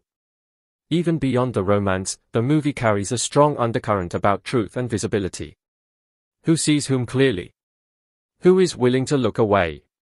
Who benefits from not asking questions? Tia's initial tragedy is that she sees Yudi not as he is, but as she needs him to become in order to justify what she has given. Yudi's tragedy is that he sees Tia only through the comfort she provides. Sonny sees everyone as pieces on a board. Leon, by contrast, seems to be the one who actually sees Tia, not as a savior, not as a martyr, not as a resource, but as a person in danger of losing herself. That difference in sight is what defines the emotional stakes. To be loved in this film is not merely to be desired. It is to be recognized accurately. That is why Leon's role hits so strongly. He does not simply prefer Tia. He understands her damage without weaponizing it. He understands her hesitation without punishing it. He understands that care is not control. In a genre crowded with possessive declarations and dramatic claims, that kind of seeing feels radical. There is also a subtle irony in how the film appears to approach strength. At first glance, you might assume the strongest character is the one who rescues, commands, or confronts, but the movie quietly complicates that. Tia has been strong for a long time, just in the wrong direction. She has endured, carried, nursed, forgiven, and stayed. The problem is not that she lacks strength. The problem is that her strength has been colonized by someone else's needs. That is such a powerful observation. Many people trapped in painful relationships are not weak in any simple sense. They are incredibly strong, but their strength has been redirected into sustaining what hurts them. Penyelamat yang Terlupakan gets that. So when Tia begins to reclaim herself, the transformation does not feel like a weak person becoming strong. It feels like strength finally being turned toward survival of the self instead of service to the undeserving. That is a much more resonant and respectful framing. In a cinematic landscape where many emotional dramas either flatten pain into pure victimhood or oversimplify healing into instant empowerment, this film seems to occupy a more nuanced middle ground. It allows Tia to be broken without being passive. It allows her to be complicit in illusions without making her blameworthy for someone else's betrayal. It allows her to need help without suggesting that help alone can fix her. That nuance is rare, and it is why the story has a chance to land deeply with audiences who are tired of one-dimensional, strong woman writing and equally tired of suffering being glamorized. Tia does not become compelling because she wins. She becomes compelling because she learns. She becomes compelling because every step toward clarity costs her something. She has to grieve the relationship, the fantasy, the version of herself who thought endless devotion would eventually be enough. There is real emotional labor in that. The film honors it. I can also imagine that the dialogue, if written with sensitivity, would give the characters room to reveal themselves in understated ways rather than through endless exposition. A story like this benefits from conversations that sound simple on the surface but carry years of imbalance underneath them. The best lines in this kind of film are usually the ones that do not announce themselves as profound in the moment, but echo later because of what they expose. A careless thank you. A delayed apology. A quiet question from Leon that Tia cannot answer because it touches too close to the truth. A moment where Sonny says something polished and strategic that suddenly reveals how transactional her worldview is. A scene where Yudi's language shifts from assumption to desperation once he realizes Tia may actually leave his orbit. Those are the places where character emerges. And because this movie is centered so heavily on emotional recognition, every word choice matters. Even the pauses matter. Especially the pauses. The most devastating revelations in betrayal dramas are often the ones that arrive in silence, in the moment when someone's face tells you they know, and the other person knows they know, and language suddenly feels far too small for the damage in the room. If Penyelamat yang Terlupakan captures those moments well, then it earns its melodrama honestly. Let's talk more about Leon, because I think his character carries one of the film's most quietly radical ideas. In a lot of stories, the good man exists only to make the bad man look worse, and while Leon certainly benefits from the contrast with Yudi, he feels more meaningful than a mere corrective. He stands for a different ethic of love. Not grandiosity, not obsession, not dependence, but witness, reliability, and restraint. He is not there to rewrite Tia's pain into a fairy tale. He is there to offer a world in which care does not cost her annihilation. That is why he matters. The phrase, faithful protector, can sound old-fashioned or overly idealized if handled badly, but here it becomes moving because the film pairs it with patience. Leon does not force himself into the center of Tia's emotional life. He remains available. He remains honorable. He remains present even when being chosen is uncertain. That gives the character a moral dignity that many cinematic romantic heroes lack. He is not a conqueror. He is a guardian of possibility. And because the film never lets us forget how damaged Tia's emotional instincts have become, Leon's waiting acquires a bittersweet nobility. He can love her and still understand that she may not be ready to receive the kind of love he offers. That hurts, and the movie seems to let that hurt breathe rather than rushing toward payoff. On the opposite end, Yudi's emotional construction is almost a study in how dependency curdles into selfishness when left unchecked. He may begin as someone who legitimately needs care, but somewhere along the line need becomes expectation, expectation becomes entitlement. And entitlement becomes blindness. That progression is painfully believable. The film's emotional intelligence lies in recognizing that exploitation does not always announce itself through aggression. Sometimes it arrives through familiarity, through routine, through the quiet normalization of unequal sacrifice, through the way one person's exhaustion becomes invisible because it has become convenient to everyone else. Yudi hurts Tia not only by betraying her directly, but by accepting a relationship in which her devotion was always assumed. That kind of damage is cumulative. It builds over months and years. And when the betrayal finally detonates, it hurts so much because it exposes how long the imbalance has been in place. This is why the movie likely resonates so strongly with viewers who have experienced one-sided love.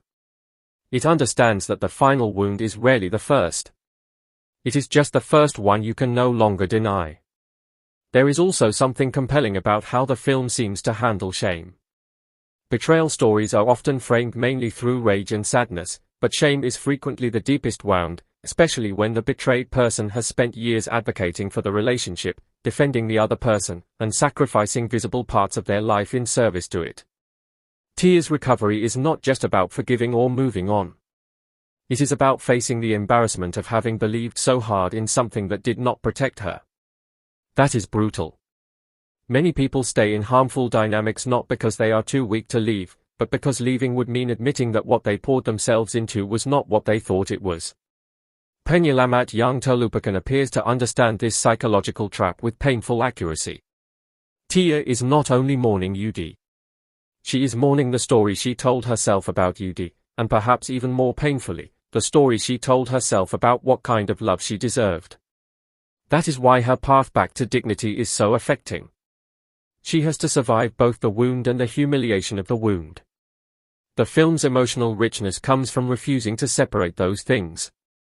By the time we get to the question at the heart of the story, can Tia let go of the wrong love, the film has already made that question much bigger than romance.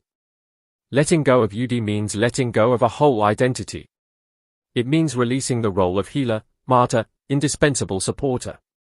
It means facing emptiness before new meaning fully forms. It means risking the terror of ordinary life after years of emotional extremity. That is why choosing Leon, if that is where the story leads emotionally, cannot simply be read as choosing a better man. It must be read as choosing a better way of living, a better way of seeing, a better way of loving and being loved. Otherwise the story would shrink. What makes Penyelamat young Terlupakan moving is that it keeps its eye on the larger transformation. The romance is part of the journey, but not the whole meaning of it. In terms of craftsmanship, I admire stories that know how to weaponize contrast without becoming simplistic, and this film seems to do that repeatedly. Yudi and Leon are not just different men. They represent different emotional universes. With Yudi, Tia's love is consumed by crisis, uncertainty, and the constant pressure to prove itself through sacrifice. With Leon, love is imagined as steadiness, protection, and space. With Yudi, her value depends on what she can do. With Leon, her value exists before performance. With Yudi, the relationship asks her to shrink. With Leon, it invites her to expand. Those contrasts are clear, yes, but if handled well, they need not feel mechanical. They can feel revelatory. And from everything this story suggests, the film is less interested in punishing one man and rewarding another than in showing what happens when a woman finally recognizes the terms under which she has been living. That recognition is the real climax. Everything else supports it. I also want to touch on the cultural impact this kind of film can have, because stories like this often travel far beyond their immediate plot. Penyelamat young Terlupakan has the ingredients of a film that people quote not because of flashy lines, but because it articulates a truth they did not know how to phrase before. The idea that the person who truly saves you may be the one you overlook. The idea that remorse from the wrong person can arrive too late. The idea that returning to your own life is more powerful than winning back someone who betrayed you. The idea that not all loyalty deserves equal reverence. These are ideas that can spread quickly because they map onto real emotional experience. I can imagine clips, discussions, reaction videos, and long comment sections full of people saying this movie felt too real, or that it reminded them of someone they stayed with too long, or that Leon represents the kind of care they once ignored, or hoped for, or lost. That kind of reaction matters because it means the film is not functioning merely as entertainment. It is becoming a language for pain and recovery. And honestly, that is what the best melodramas do. They do not just make you cry. They help you name what hurt. When people talk about emotional cinema, they sometimes reduce it to sadness, but real emotional cinema is not only about making you feel bad. It is about making you feel seen. Penyelamat yang Terlupakan seems to understand that. Its heartbreak is specific enough to be universal. Tia's journey is deeply personal, but the patterns around her are familiar to so many viewers that the film becomes almost communal in its effect. One person watches it as a betrayal story. Another sees a cautionary tale about self-erasure. Another sees a critique of how care work is exploited. Another sees a meditation on timing, on the tragedy of recognizing the right person too late.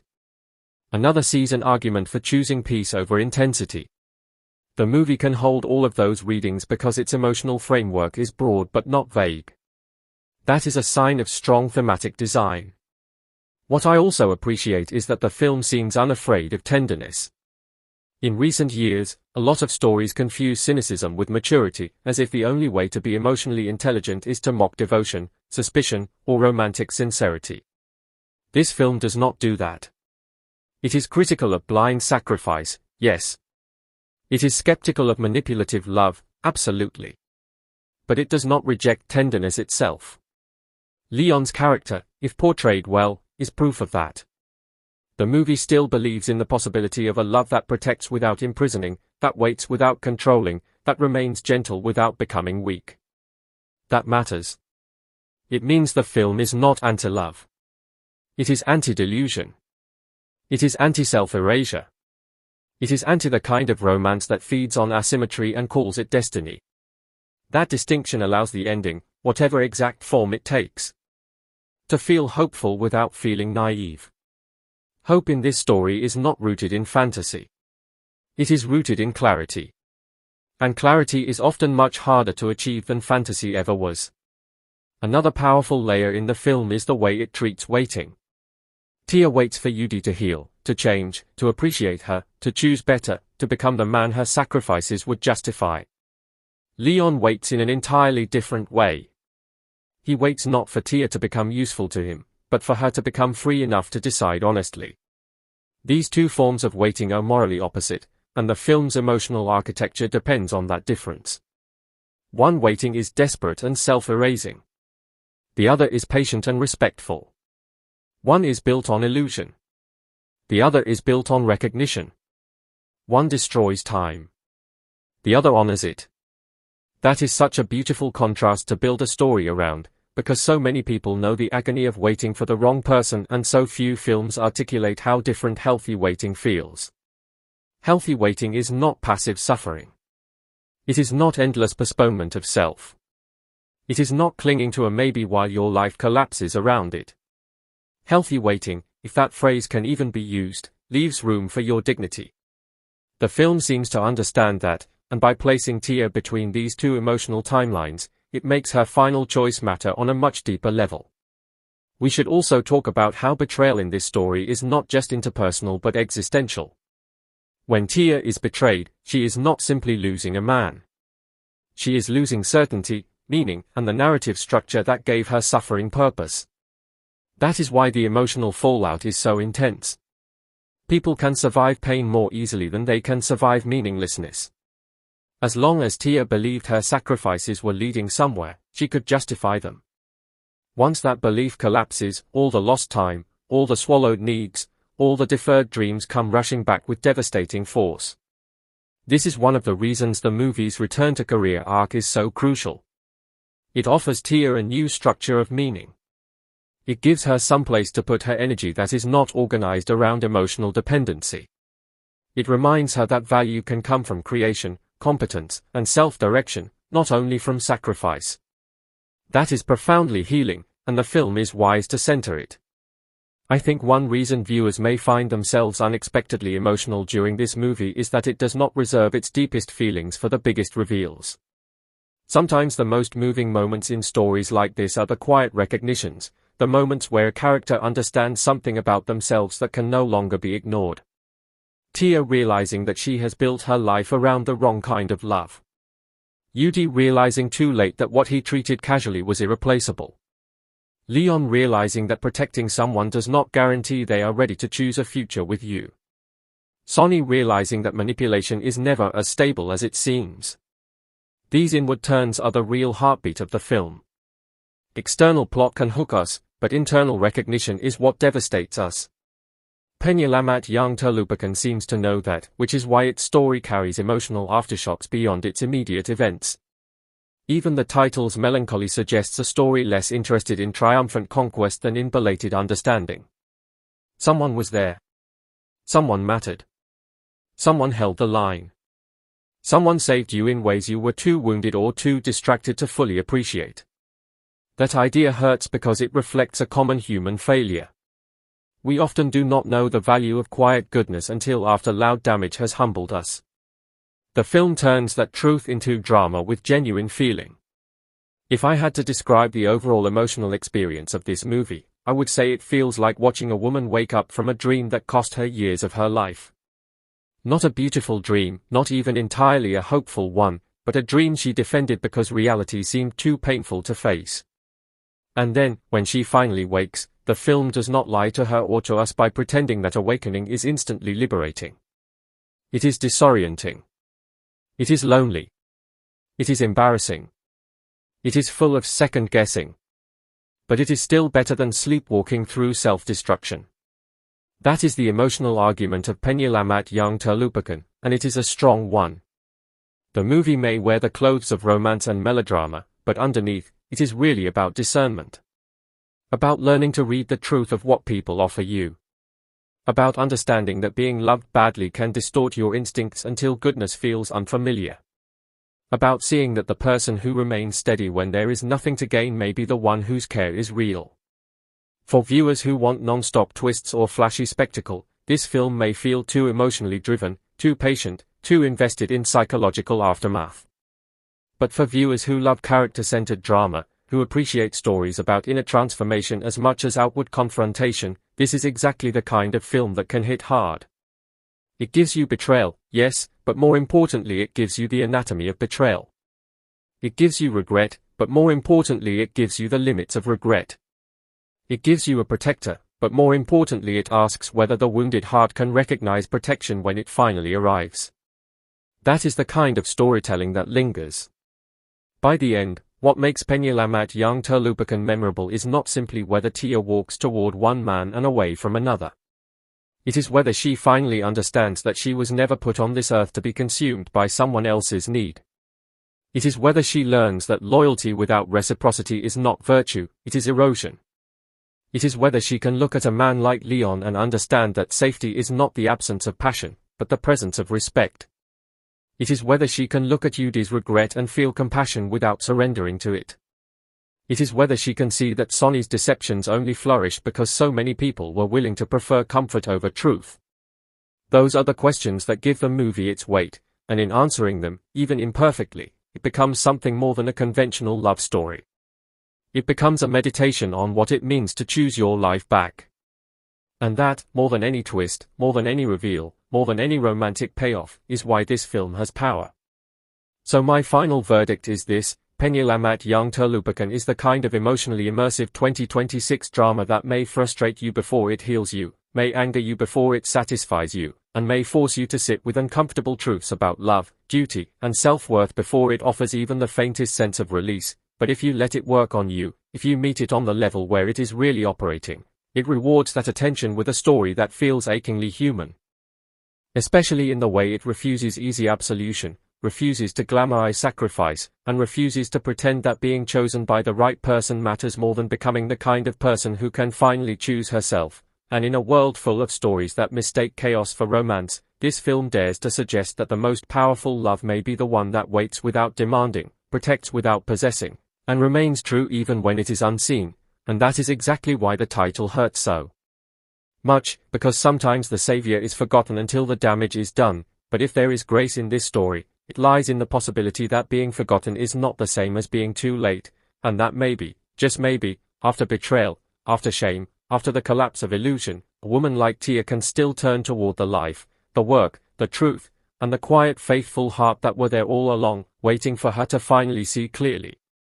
A love story can be a warm place to rest, or it can be a slow leak that drains you so quietly you don't notice you disappearing until you look up one day and realize the person you've been living for wouldn't recognize the version of you that used to exist. And Penyelamat yang Terlupakan, the 2026 film that arrives like a whispered rumor and leaves like a bruise you keep pressing just to prove it's real, is built on that exact terror. The terror of devotion turned into a weapon, the terror of waking up inside a narrative someone else wrote for you, and the terror of knowing you helped them hold the pen. It begins with the kind of stillness that feels almost respectful, as if the movie is taking a breath before it says something cruel, and then it shows you Tia, not in a glamorous close-up, not in a triumphant introduction, but in the unremarkable exhaustion of a woman who has been running on obligation for so long that she has forgotten what her own desires sound like, and the camera doesn't romanticize her sacrifice, it documents it like evidence. It watches her move through rooms as if she's already apologizing for taking up space. It lingers on the small, repetitive motions of caretaking, measuring, wiping, waiting, calling, paying, rescheduling, until you realize the repetition is the point, because sacrifice isn't one grand gesture, it's 1,000 small surrenders that eventually add up to a life. Before we go deeper into this story of betrayal and awakening, before we continue, please subscribe to my channel Bongo Gaming, and let us know where you are listening from in the comments, because if there is one kind of movie that hits hardest, it's the one that makes you feel seen in ways you didn't ask for, and I want to know who's sitting with me through this one. Penyelamat yang Terlupakan released in 2026 at a time when audiences everywhere were starting to get tired of love stories that confuse endurance with romance, and what made it stand out, beyond the suspense, beyond the twisty revelations, beyond the satisfying moments of consequences finally arriving, was how committed it was to the psychological truth of its main character. It doesn't treat betrayal like a plot device, it treats it like a season of weather that changes the architecture of someone's mind, and it doesn't treat healing like a montage, it treats it like labor. The premise, on paper, sounds like something you've heard before. Tia sacrifices everything to heal Yudi, the man she loves, only to be betrayed, then she's saved by Commandant Leon, faces reality, returns to her career, uncovers secrets, and when Sonny's deception backfires and Yudi regrets what he's done, the loyal protector waits. Can Tia finally let go of the wrong love? But the film's power is that it refuses to glide over the ugly parts that make that summary true, it forces you to feel the cost of each clause in that sentence. It makes sacrifice heavy, it makes betrayal nauseating, it makes saved complicated, and it makes wrong love sound less like a mistake and more like a spell you have to break with your bare hands. We start by understanding what Tia thinks she is doing. She believes she is being loyal, being good, being the kind of partner the world praises, the kind of woman who stands by her man when he's sick, when he's struggling, when life is unfair, and the movie is careful to show how that belief is reinforced from every angle. Friends who call her strong, relatives who call her devoted, acquaintances who treat her endurance as proof of her character, because that's how traps are built, not by one villain in a corner twirling their mustache, but by a culture that hands you applause every time you abandon yourself.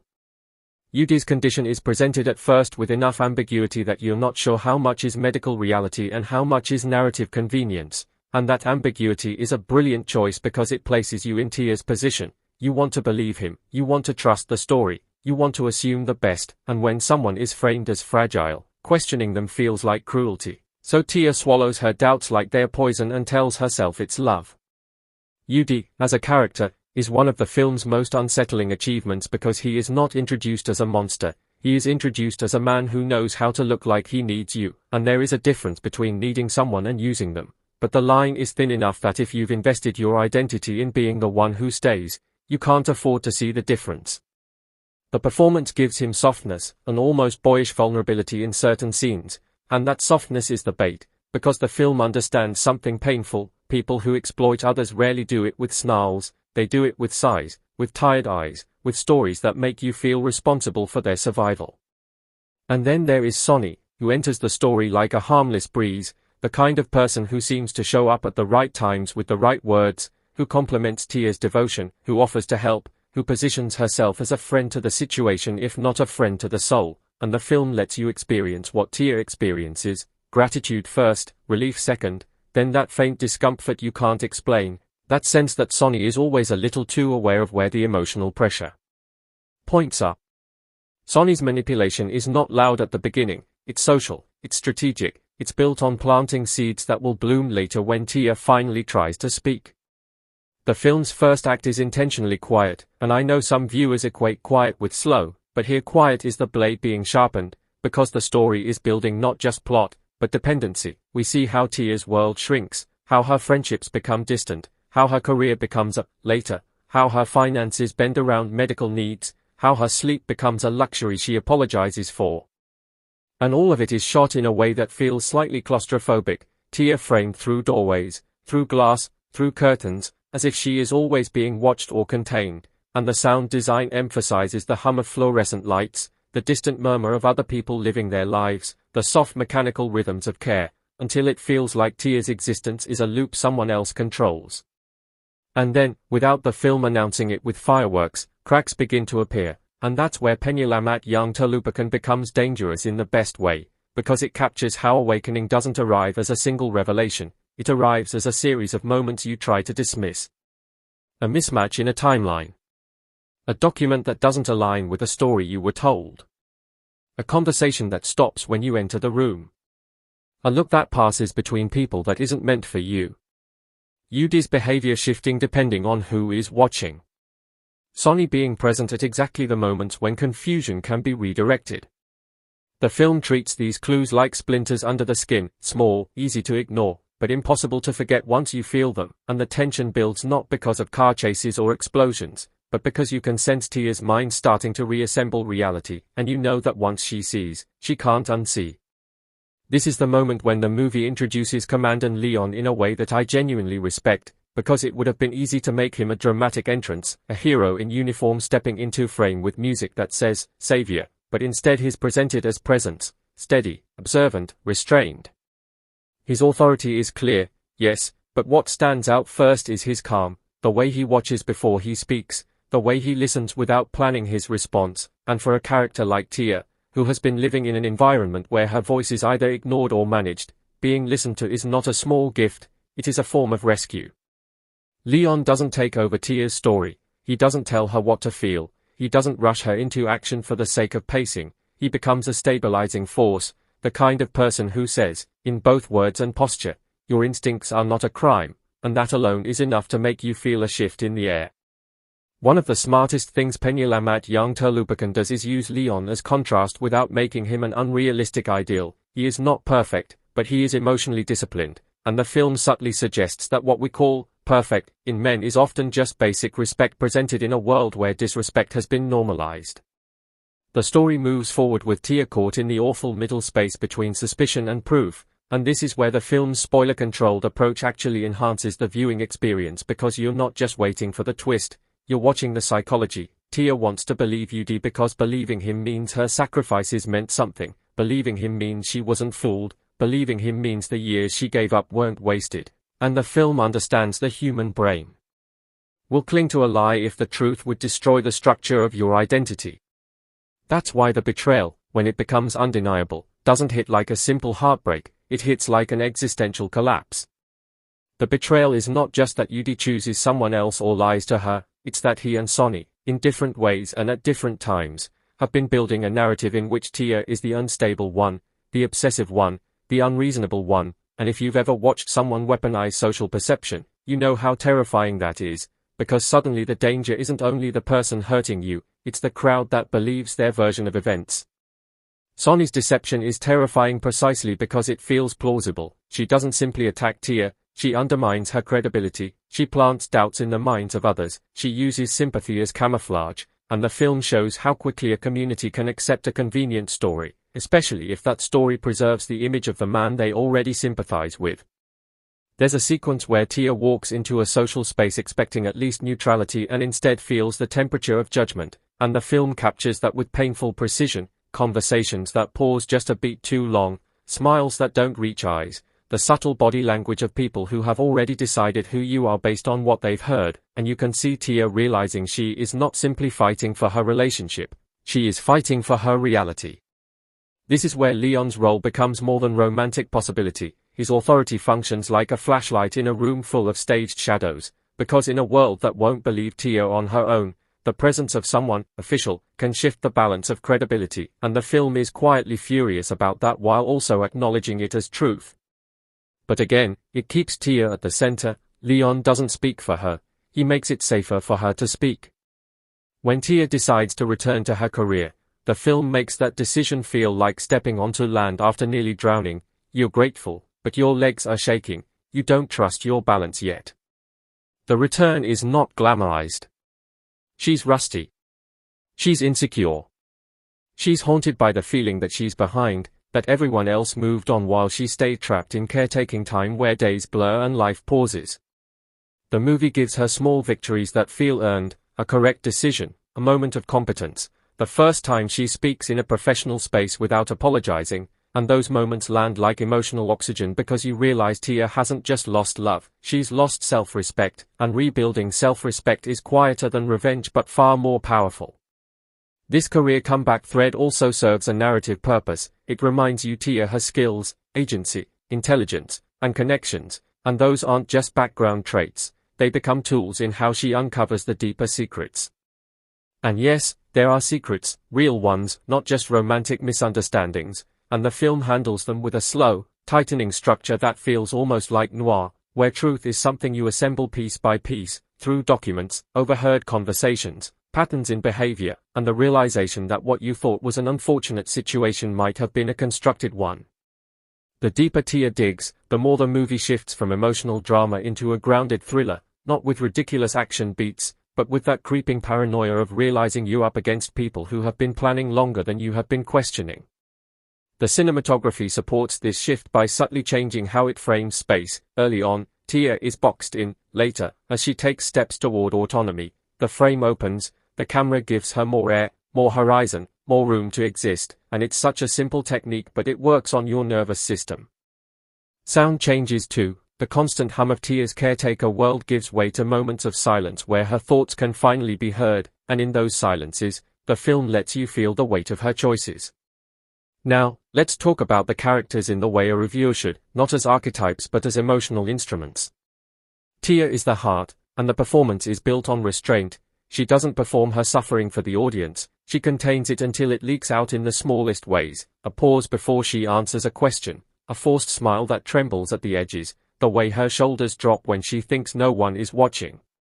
When she does break, it feels like a dam giving way, not a melodramatic cue, and that's why it's devastating.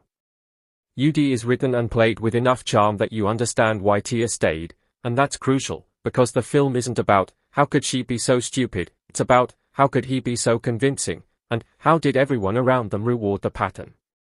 UD's selfishness is slippery, he often frames it as weakness, and weakness is socially protected, so he gets away with things that would look monstrous if he was stronger. That's the trick. Sonny is one of those antagonists who doesn't need to shout because her power is in social engineering. She knows how to say the right thing in the right tone, how to look concerned while planting poison, and the performance is filled with microcalculations, tiny glances, controlled smiles, a polite voice that carries a threat if you listen closely.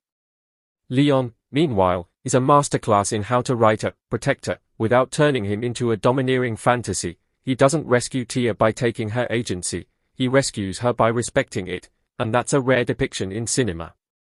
His loyalty is not possessive. He doesn't treat Tia like a prize for enduring pain. He treats her like a person whose consent and readiness matter, and the romance, if you can call it that in the traditional sense, grows out of trust rather than adrenaline. Their chemistry is not banter-heavy, it's built in small moments of safety, Leon showing up when he says he will, Leon believing her without making her perform her trauma, Leon giving her space to choose, and that kind of chemistry is quiet but it's the kind that lasts, and the film knows it. The emotional analysis of Penyelamat Yang Terlupakan really comes down to one thing, it's a story about the difference between being needed and being loved. Tia is needed by Yudi. She is useful to him. Her sacrifices are convenient. And when someone is addicted to what you provide, they will call it love because it sounds nicer, and you will want to believe them because it gives your suffering a purpose. The film strips that illusion away slowly, and in doing so, it asks a painful question: if Tia stopped giving, would Yudi still choose her, or would he choose the next person willing to bleed for him? That question becomes answerable as the story unfolds, and when Yudi's regret finally surfaces, because yes, he does regret it, the movie doesn't let that regret become a magic eraser. It portrays regret as messy and self-interested in places. He misses Tia, but does he miss her, or does he miss the life she made possible? He feels guilty, but is his guilt empathy, or is it fear of consequences? The film is smart enough not to give you an easy answer, and it's wise enough to suggest that even if his regret is real, it's still late, and lateness matters when you're talking about years of someone's life. Sonny's deception backfiring is one of the most satisfying arcs, but again, the film avoids cartoonish comeuppance. Instead, it shows how lies collapse under their own weight, how the more you manipulate, the more variables you have to control, and eventually you slip. The backfire feels earned because it comes from overconfidence and pattern exposure, not from random luck. The moment when people start realizing they were misled is portrayed with discomfort rather than celebration, because the movie understands that communities don't like admitting they were fooled. They resist the truth at first, they double down, they blame the victim, and only when the evidence becomes unavoidable do they shift, and even then, some of them shift quietly, without apologies, because accountability is rarer than outrage. That social realism is part of what made the film resonate culturally in 2026. Audiences recognized not only the individual betrayal, but the way societies can become accomplices to manipulation by prioritizing comfort over truth. And through all of this, Leon waits, not in the cliché way where a man stands around until the heroine is done suffering so he can claim her as reward, but in a way that feels genuinely protective. He waits for her to be ready. He waits for her to choose herself first. He waits because he knows that if she runs into a new love before she has released the old one, she will simply carry the chain into a different house. The film uses this waiting as an emotional contrast. Yudi demands. Leon offers. Yudi takes. Leon respects. Yudi's love is conditional on Tia's sacrifice. Leon's care is conditional on Tia's consent. And in that contrast, the movie defines its moral center without preaching. Pacing-wise, the film is deliberate, and that deliberateness is part of its emotional strategy. The early act is repetitive to make you feel the grind of sacrifice, the middle act becomes investigative and tense as truth emerges, and the final act compresses into consequence, not just legal or social consequence, but internal consequence, Tia's final confrontation with herself, with the part of her that still wants to believe the fantasy because fantasy is easier than grief. The climactic emotional question, can she let go of the wrong love, doesn't land as a romantic dilemma by the end, it lands as a survival decision, because wrong love isn't wrong because it hurts, it's wrong because it erases you, and Tia has to decide whether she wants to continue living as a ghost in someone else's story or step into the discomfort of becoming real again. The cinematography in the final act leans into that transformation, the frames open wider, the lighting warms slightly, not like a fairy tale but like a weather change, and the music becomes less mournful and more steady, as if the film itself is finding its footing alongside her. By the time the dust settles, Penyelamat young Terlupakan doesn't give you the cheap thrill of everything is fixed, because that's not what betrayal does, and it doesn't give you the simplistic message of just leave, because leaving is not one action, it's a series of decisions you have to keep making when your heart tries to drag you back to what's familiar. Instead, it gives you something rarer. It validates how hard it is to untangle love from conditioning. It validates how slow healing can be. And it validates that choosing yourself can feel like violence at first because you've been trained to believe your needs are selfish. And that's why this film lands emotionally. It's not about revenge, it's about reclamation. It's about a woman returning not only to her career, but to her identity, and it's about the painful dignity of accepting that you can love someone and still need to leave them, that love is not a justification for being consumed.